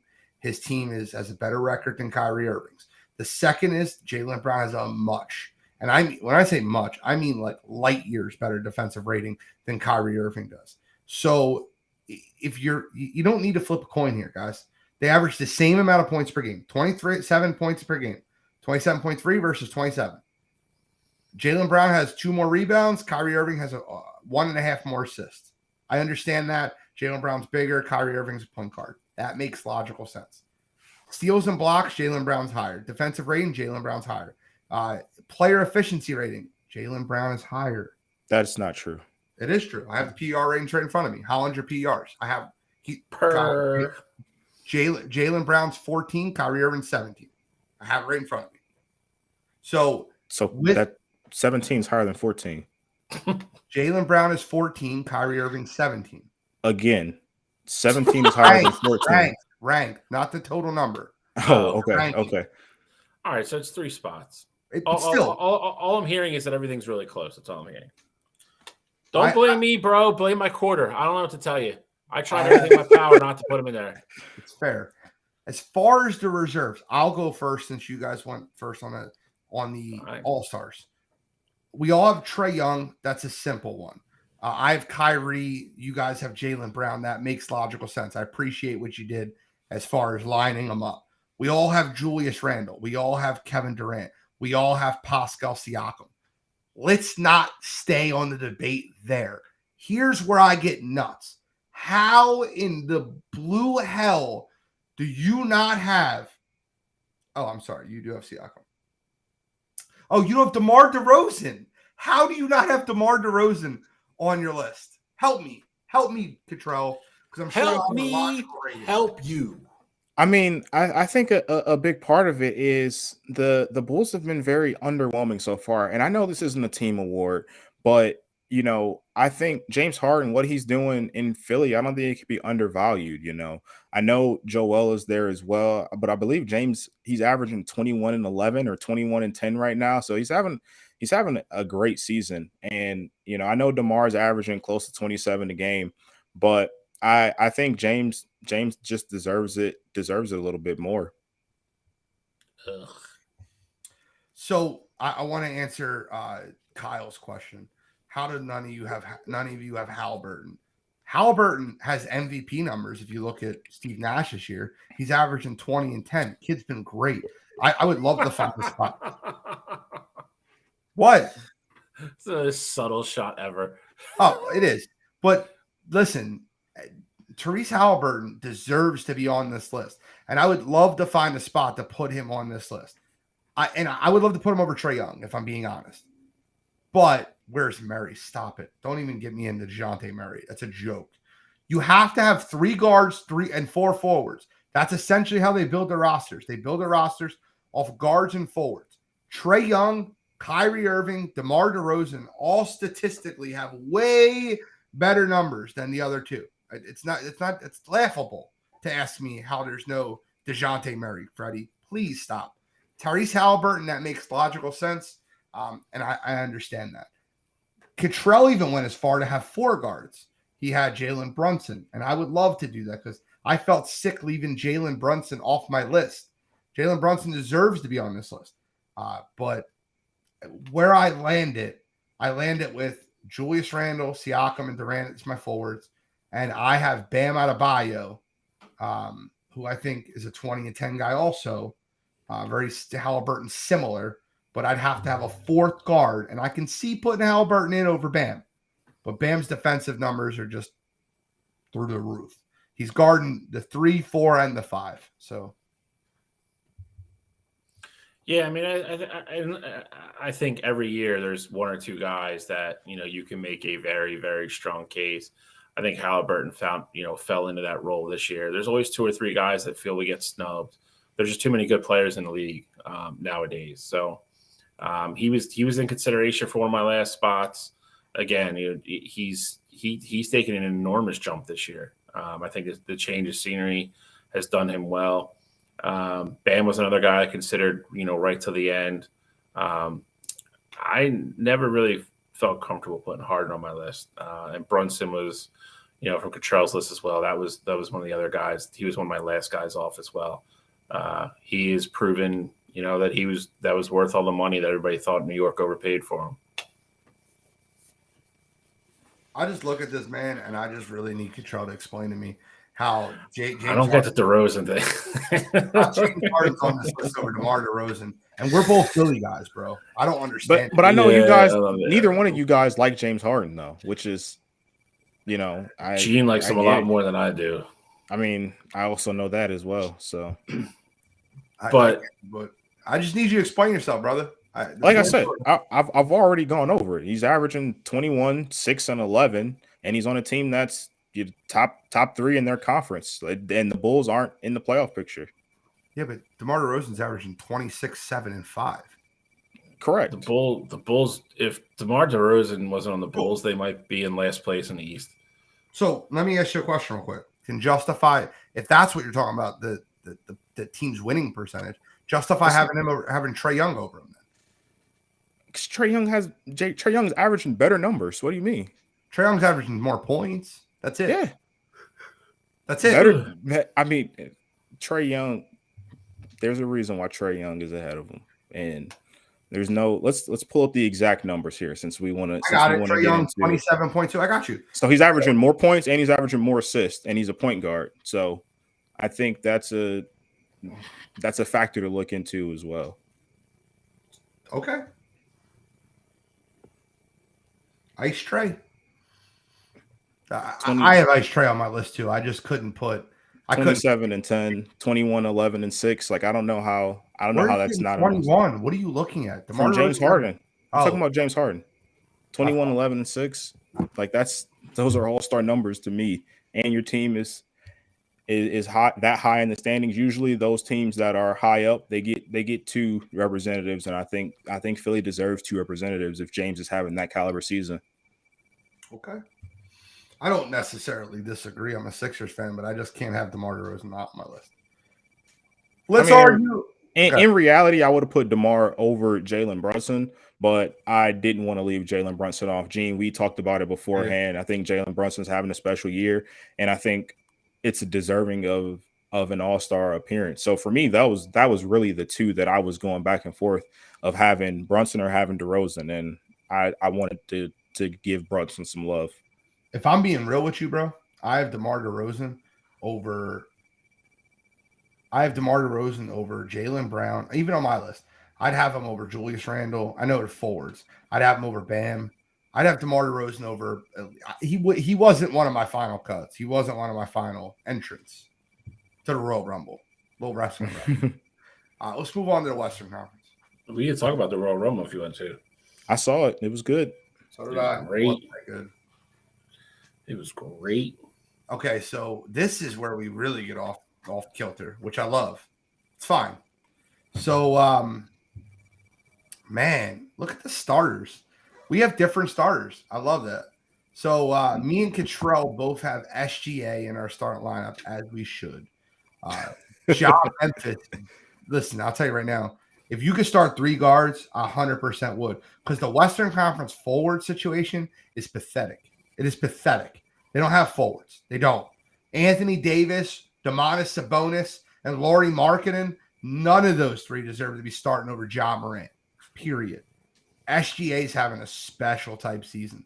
And as much as I love Ja, and you won't find a bigger Ja fan than me, SGA deserves to be starting. We got Luka and SGA. Shalley's got Luka and Ja, understood. We all have Joker and LeBron, well deserving.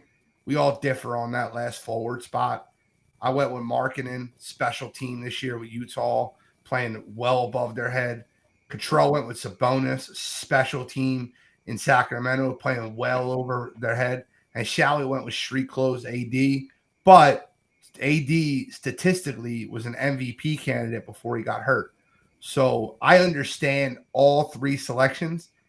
If you notice one thing, there's only one of us that has Zion Williamson on their team, yet he's starting in the for the Western Conference. That is laughable. So that's just my take on the starters. The funny thing is too is that you brought up that the Western Conference is so weak in their forwards, and that's really the only reason why Zion made even my reserves, just because I didn't have anybody to throw there. Like, I know Zion's only played a limited amount of games this year, but like you said, the forwards in the West are so weak that I felt like, just given his numbers, like I just throw him there because I don't know who I'll replace him with. And we all have 4 guards too, because the forwards are so bad. Like, normally you're supposed to go 3 guards, 4 forwards, because there's 3 forwards and there's 2 guards. I understand that, but we all have 3 guards on our 4 guards on our list because that's how bad the forward situation is in the Western Conference. Cottrell, you want to break down your reserves? Yeah, I'll break down my reserves here. Damian Lillard and Steph Curry and Ja, me and Gene got both. Well, obviously we all have them on the team as a whole, but me and Gene have both of them as reserves. I think all 3 of them in a different year could make arguments for being starters. I think Luka and SGA are just having those incredible seasons, but if Luka and SGA, let's say, just like didn't play this year, I think Dame, Steph, and Ja all would 100% deserve being there. Dame, what he's doing in Portland, he's winning games, putting up those numbers, put up the quietest 60-point game you'll ever hear. Steph, of course, we know what Steph does with Golden State. They're having a down year per se, just based on their standards, but he's still doing his thing. Ja and the Memphis Grizzlies have been incredible. Ja is really turning into, and he was already there, but turning into a true superstar right before our very own eyes. And then I'll go down to my forwards. Actually, I'll hit my other guard here real quick. De'Aaron Fox. I think what De'Aaron Fox and Domantas Sabonis are doing in Sacramento it was really unexpected. Obviously Mike Brown went over there as a coach, but the Kings haven't had winning basketball in what felt like 2 decades. So that's finally back over there. They're competing, they're playing hard, and I wanted to find a way to show the Kings some love here. So I threw De'Aaron Fox a bone.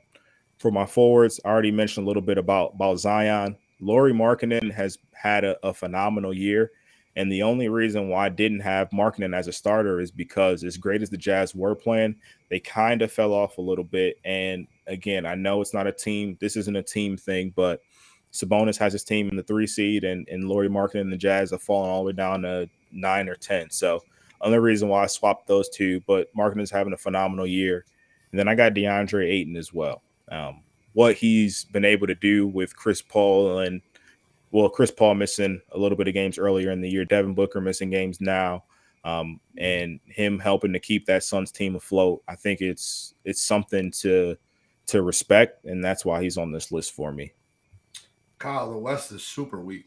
It's one of the worst forward center drafts I've ever seen. I've never seen an all-star lineup this bad.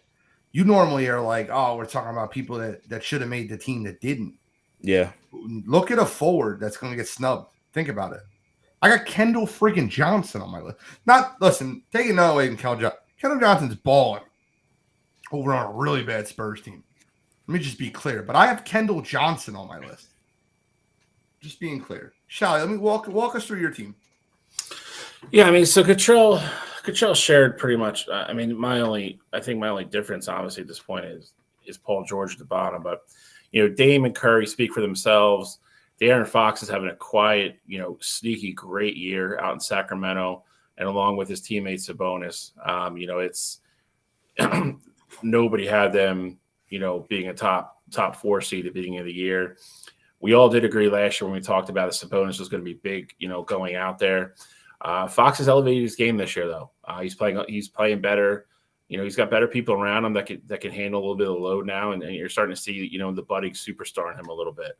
And then Alexander, I struggle with not starting him. It went down between him and Ja for me. I went with Ja just because he's been doing it a little bit longer. But, the fact that Oklahoma City is in playoff contention, with the roster they have, he has just showed up every single night for that team this year, and it's commendable. It's again, it was a tough decision. That was my last decision. The other 4 were easy. The last starting spot I debated over was that second guard spot. Sabonis already talked about. The guy does everything. Great big man. Can pass the ball, can shoot the ball, rebounds, does everything you want. Lauri Markkanen, you already touched on him a little bit, Gene, having a special season for a team that is, even though they're struggling a little bit right now, they're still playing, I think, above where anybody thought they were going to play this year. And then I have Paul George, who for some reason, a Clippers team that not too many people are talking about, and he's having a really good year. His numbers are up all across the board. Playing with Kawhi, he's had an all-star caliber first half. He's played very well. Still plays great defense. Like I said, his scoring, rebounds, and assists are all up. So I went with Paul George as my last forward. That was my last spot. I feel like I just need to defend myself a little bit. And it's nothing like personal here. I'm looking at, you guys both have De'Aaron Fox. And like statistically speaking, Anthony Edwards dwarfs him in a lot of different categories. Now, the Kings are a better team than Minnesota is right now, so I can understand where you guys have that. But statistically, it's hard to ignore how good of a season Edwards has, and he's been playing every game. So right now, Anthony Edwards is averaging 25 points a game, my apologies. I got to get the right numbers. 6 rebounds and 4 assists, sorry. So being able to average 25, 6 and 5, 6 and 4, yeah, even on a bad team, I feel like that, especially looking at the rest of the Western Conference, you have to be an all-star consideration. I think Ed makes the team, but we'll find out. I just don't think dwarf is the right word, because De'Aaron Fox is also averaging 24, 6 and 4. So it's not dwarf by any means. It's close. So I just didn't want the listeners to get fooled by the propaganda.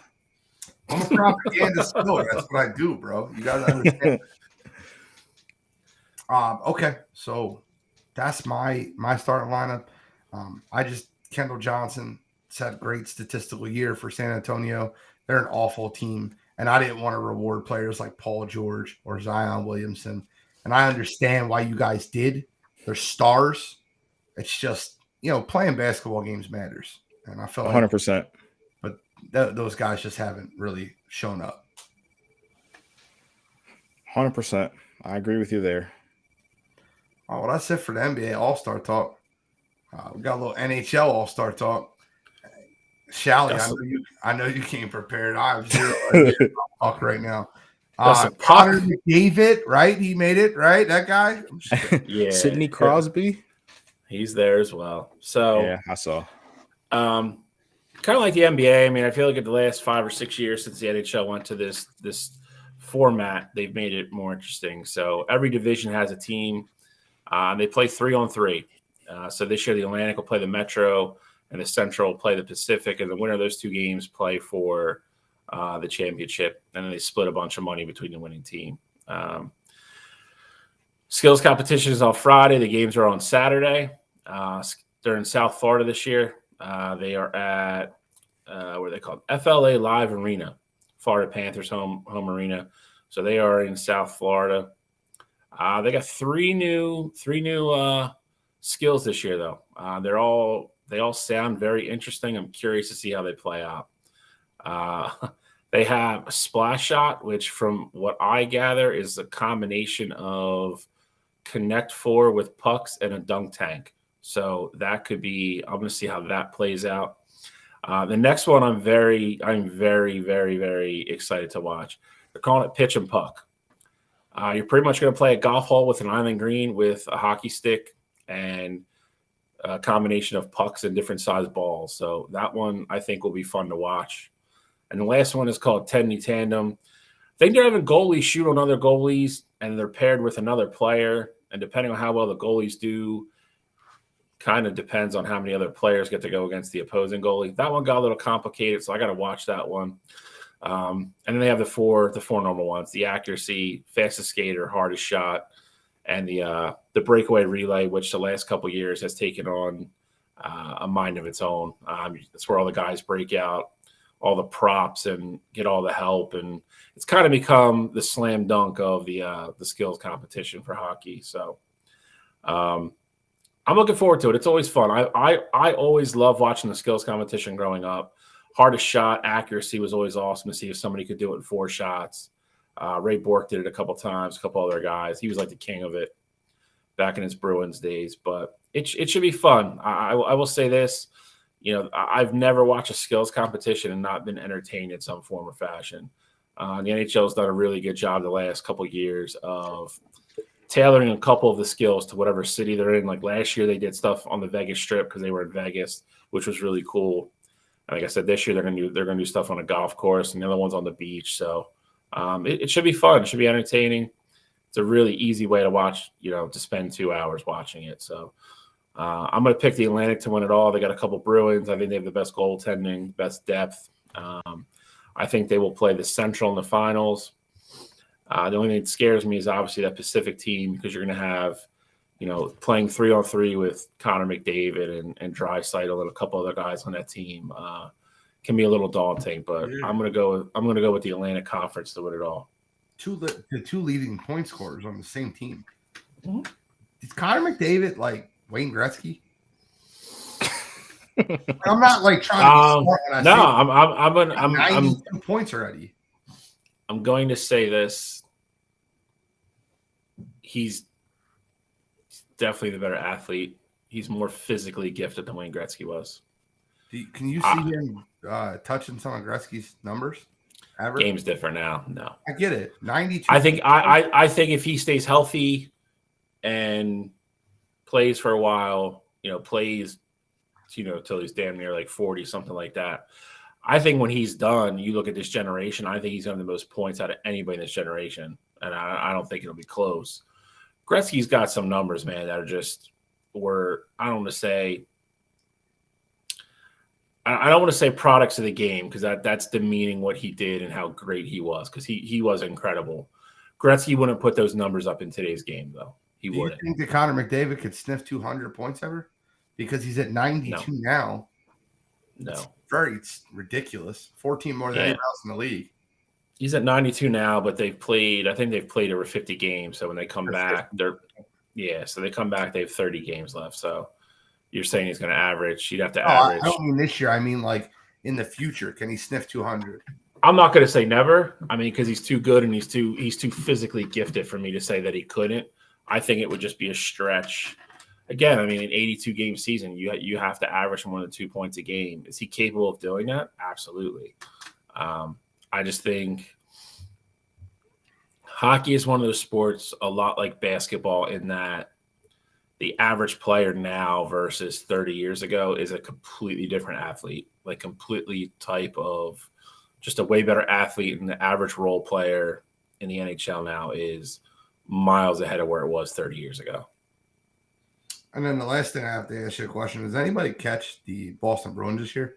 Postire been unbelievable. It's repulsive.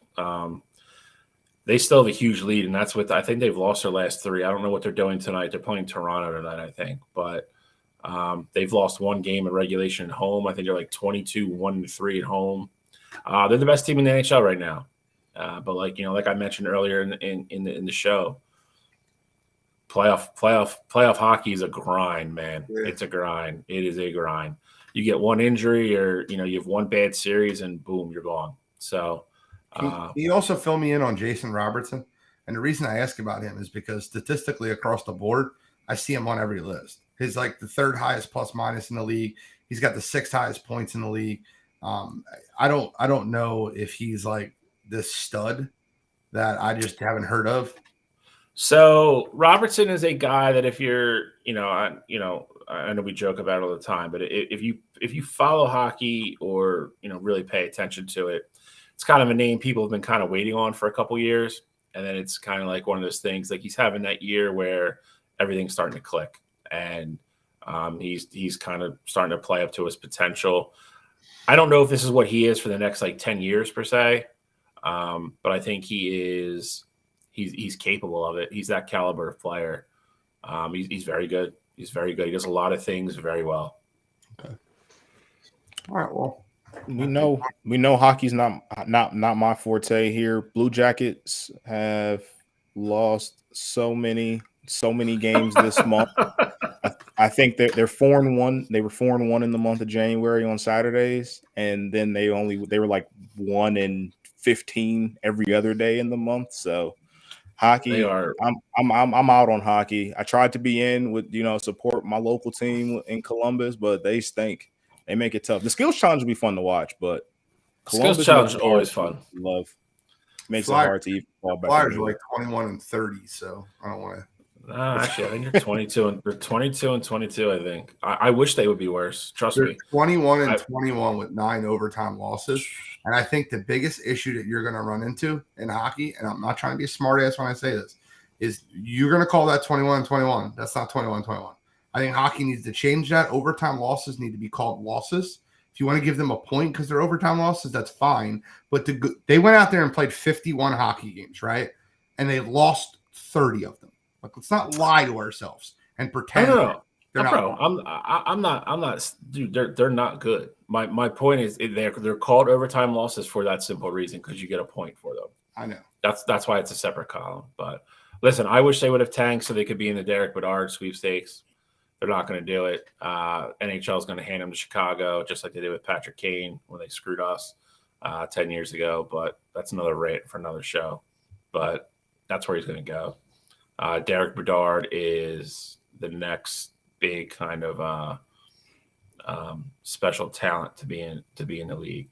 You want to talk about some crazy stat lines? Look at what he's done in the juniors just since he's come back from Worlds. At one point, he had a 6-game stretch. He had 21 points, like 2 hat tricks, like 14 goals, 7. It's wild stuff. He is crazy good. He's crazy talented. All right, so let's move on to You Got to Be Kidding Me, gentlemen.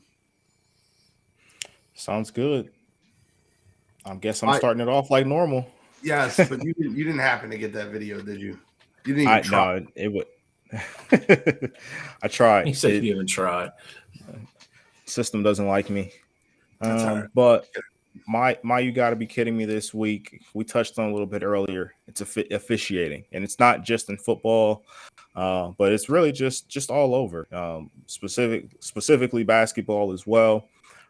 We just see so much inconsistency across the board. So we saw it in the Eagles and 49ers game. It didn't matter at all, but there was a punt that happened, and it hit the wire for the sky cam.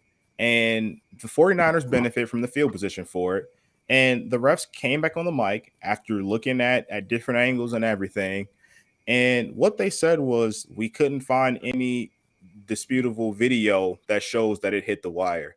So you have all those refs on the field, and I get it. They're watching things that go on in the game and things like that. But there has to be someone held responsible to watch either what happened with the wire. There has to be a camera watching that. There has to be something where if that situation happens, a team can't just benefit from getting great field position. Now, ultimately, it didn't matter in that game, but that can't happen. That absolutely cannot happen on one of the biggest stages in the game.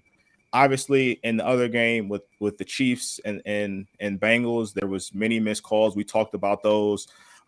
We talked about the roughing the passer, which is I'm fine with. We talked about the intentional grounding. There's just so much inconsistency because it wasn't going both ways in that one. And then you had the funny game with the Lakers and the Celtics, NBA wise. Referees, they missed a call on LeBron late. Jason Tatum fouled them. Obviously, you got to be better. You bring in replay and all this. I don't know why you have replay if you can't go back and fix those calls that you clearly missed. I just absolutely hate that. But LeBron throwing a tantrum on the court like a child was funny, but it's also you gotta be better than that. I don't know what you're thinking about. Obviously, I know it's passion for you, but that's just not the way to do it at all. Patrick Beverley coming on the court with the camera again, absolutely hilarious. Probably the funniest technical I've ever seen. But obviously that can't happen. But I say that to say officiating in general, I just need you guys to be on top of it a little bit more. And if the sport in general wants to have replays, have it where you can get everything right. Don't just have it where some things can get corrected, some things can't. I just absolutely hate that. So officiating across the board. Come on, you gotta be kidding me. Bro, am I the only one that loves the cheese or the Ari Gold at the end of that? I watch it every time and I love it. It's great. Cheese. Look, I will tell you this. I appreciate the fact that you said what you said about LeBron throwing a temper tantrum on the court. Because if you were just going to talk about the call and not talk about the fact that he threw a 6-year-old temper tantrum on the basketball court, I would have been upset. But you handled that perfectly. I agree. It was a missed call. It was very obvious it was a missed call. And I think the other thing too, and again, this is not to give LeBron a pass, but he said it afterwards in this his press conference after the game, and Darvin Ham mentioned it as well. It's been multiple times that's happened late in the NBA. What makes it worse is that the NBA puts out their 2-minute report at the end of the games, and they've corrected in 3 different games now. They've corrected it and said, there was a foul that happened late in the game and the Lakers should have been awarded free throws. So I get the built up frustration there, but you can't act like a child on the court. That's just unacceptable. I promise you this, and I'm not kidding, because I see it all the time on TikTok, all the time on videos. The Lakers benefit from just as many calls as they get called against them. There's plenty of phantom calls where LeBron acts like he was hitting the eye and wasn't. No, I mean, I agree there, but I wouldn't say that that's just a LeBron thing. I think a lot of teams benefit. You don't from. think That's LeBron why they had to superstar calls? Not late, no, not late in the game.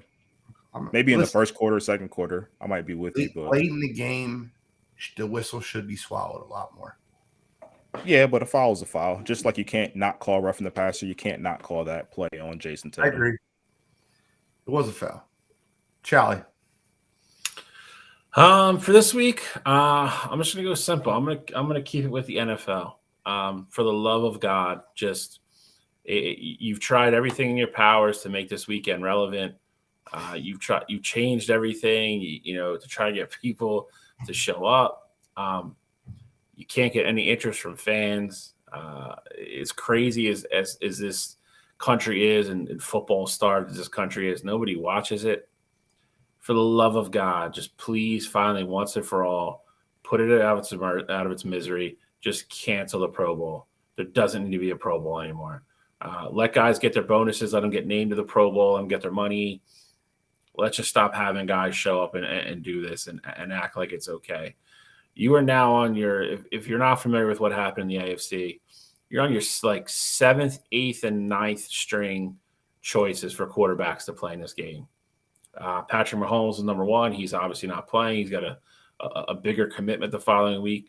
Joe Burrow opted out because he just doesn't want to go because he's pissed because he lost. Josh Allen said he couldn't play because he was hurt, but he's really in Pebble Beach playing in the golfing. Golfing. It's like calling out from work because you're sick, but you go golfing. Same thing. Lamar Jackson's obviously hurt. I don't know who Justin Herbert had shoulder surgery, so he's out. You are now down to Derek Carr, which I don't really have a problem with, Trevor Lawrence, who obviously don't have a problem with, and Tyler Huntley. Tyler Huntley, who had a whopping 2 touchdown passes this year and 3 interceptions. He had more interceptions than touchdown passes, and he is going to the Pro Bowl this year. If that doesn't tell you that none of these guys want to play in it, and that's even after you guys switched it this year and you're going to try to make it flag football and make it more interesting, just don't. You don't even have it in Hawaii anymore. It's in Vegas every year now. These guys just don't want to play. You're making them play an extra week during the season. They're all banged up. If their season's over, they can't wait to get away from football and go hang out with their families and do other things. They don't want to show up and play flag football. I guess I'm a little bit excited to see the skills competition because I used to love to watch the quarterback challenge when I was younger. You really want to watch Tyler Huntley throw the ball? No, I don't. He's probably like throw the ball to like 3 people that work there instead of like hitting targets. So if his track record's any indication, be hitting people in the stands. It's got to be done. Just be done. Like I said, there's nothing wrong with naming a Pro Bowl team because I know that all these guys have steps in their contracts. If they make it, they get extra money. I'm all about the guys getting their money. I'm fine with that. Just be done with this nonsense. It's getting embarrassing now. It's getting embarrassing for a league that like literally rules the sports world in this country. They put on this sad, sad show of a Pro Bowl every year. It's got to be over and done with. Just be done with it. Make it go away. Just have a dead week and just move the Super Bowl up like you should anyway. And just it has to go away. I'm tired of it. It's awful. Come on, you gotta be kidding me. It was not a great week to be a Bosa. Not a great week to be a Bosa. My you got to be kidding me this week is Joey Bosa. Joey was in Philadelphia to support his brother Nick, who was playing in the NFC Championship game. No issue there. Shows up to the game wearing all Niners gear. You have to understand the environment that you're walking into when you go to Lincoln Financial Field. It is different. The whole league has told you it's different. You guys still just don't believe it. They're going to heckle you. Normally, I would be saying, you got to be kidding me, to our fans for doing something stupid. None of them did something stupid. They just yelled, Bosa, and just were trolling him. How's it feel to be home from the playoffs this week? How's it feel to, how about those fines? The first thing Joey Bosa did wrong was respond. Then he has the dumbest comeback line of all time. Oh, what are you showing this to your butt buddies on Snapchat? Why he's rocking a Bud Light seltzer. Don't get me wrong. I drink Bud Light seltzer. I'm not acting like a tough guy talking about your butt buddies on Snapchat with Bud Light seltzer in my hand. Let me go a step further. So the Eagles fans are going to keep it up. They're not going to stop. There's thousands of them there. They're going to continue. His wife or fiance, whoever, gets him to walk away. And they're like, well, how about those fines, Bosa? How about those fines? Referencing the fines Joey Bosa got in the AFC wildcard game. He goes, they're great because I can afford them because I'm effing rich and you're nothing but a broke bitch. The Philly fans' response is perfect. He goes, so can I. I can afford them too. Because what else are you going to say? They're outside trolling an NFL player. NFL athletes or any athletes in general that try to get tough with fans are hilarious to me. I'm not kidding with you guys. You guys want to get rich? Come with me. You could take me down to an NBA basketball game, sit me courtside for a Sixers-Lakers game. I'm going to get Russell Westbrook to punch me in the face because he's unrefined. He's uncontrolled. I'm going to go Westbrook, and he's going to walk over. What'd you say? I'm going to put my hands behind my back and say, hit me. I said Westbrook. What are you going to do about it? It's not – look, if you say something ridiculous to a person's family, about their family, you're messing with their mom in the stands, that's different. Those Eagles fans were doing nothing but trolling him. How about those fines? Why aren't you playing this weekend? There's nothing wrong with that type of heckling. You showed up to Lincoln Financial Field. You have to expect that to happen. And if you really look at it, and there's more video out, you can see the fans getting into it with him during the game from his press box. And he's still there. Like, nobody called him and was like, Bosa, stop doing this.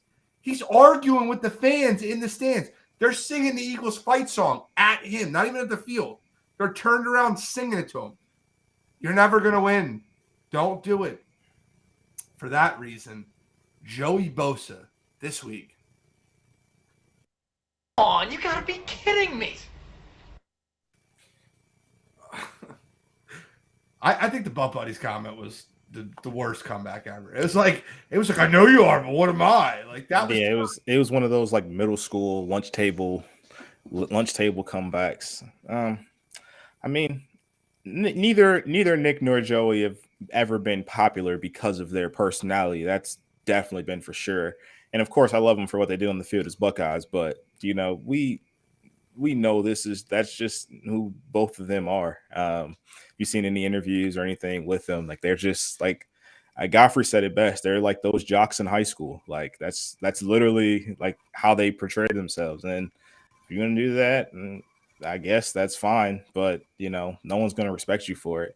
And then to Bills, you got to be kidding me.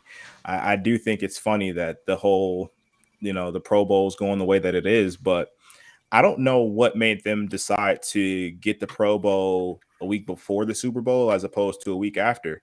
It was great before when, if you won the Super Bowl and you had the opportunity to go, compete in the Pro Bowl, taking away some of the best players in the league. Obviously, Patrick Mahomes and Jalen Hurts have had injuries this year, so they wouldn't be competing anyway. But taking away that caliber talent from, participating in those Pro Bowl games, I think it's just stupid to begin with. But like you said, Gene, it would be more fun if they had better competitions and things like that. Bring back the furthest throw and fastest man. Like, let's see Tyreek Hill, Jalen Waddle, and, Tariq Woolen just line it up and race against each other. And let's see Pat and Josh and whoever else just line up and throw bombs, on the field. So there's ways you could definitely make it fun, but the way they're doing it now just absolutely sucks. Completely agree. And by the way, Bill, Cottrell, you brought up the best point that no one talks about. People talk about that Eagles-49ers game and want to make every excuse for the 49ers. The only touchdown the 49ers scored was on that short field because of that punt that hit the damn wire. I'm not saying they wouldn't have scored that drive, but like how in the world did so many people see that ball? And then they showed the replay on TV. And like Bill responded, like, how did you not see that hit the wire? The ball takes a beeline left. I don't know how you don't notice that. Yeah. Like it comes off his foot. Turn. Yeah, it comes off his foot in a spiral. Hits not only did it change direction and trajectory, every physic of the ball changed. It spiraled end over end. And like if you're the ref on the sideline there watching, that you have to run with the ball in case it goes out of bounds, you have to mark it.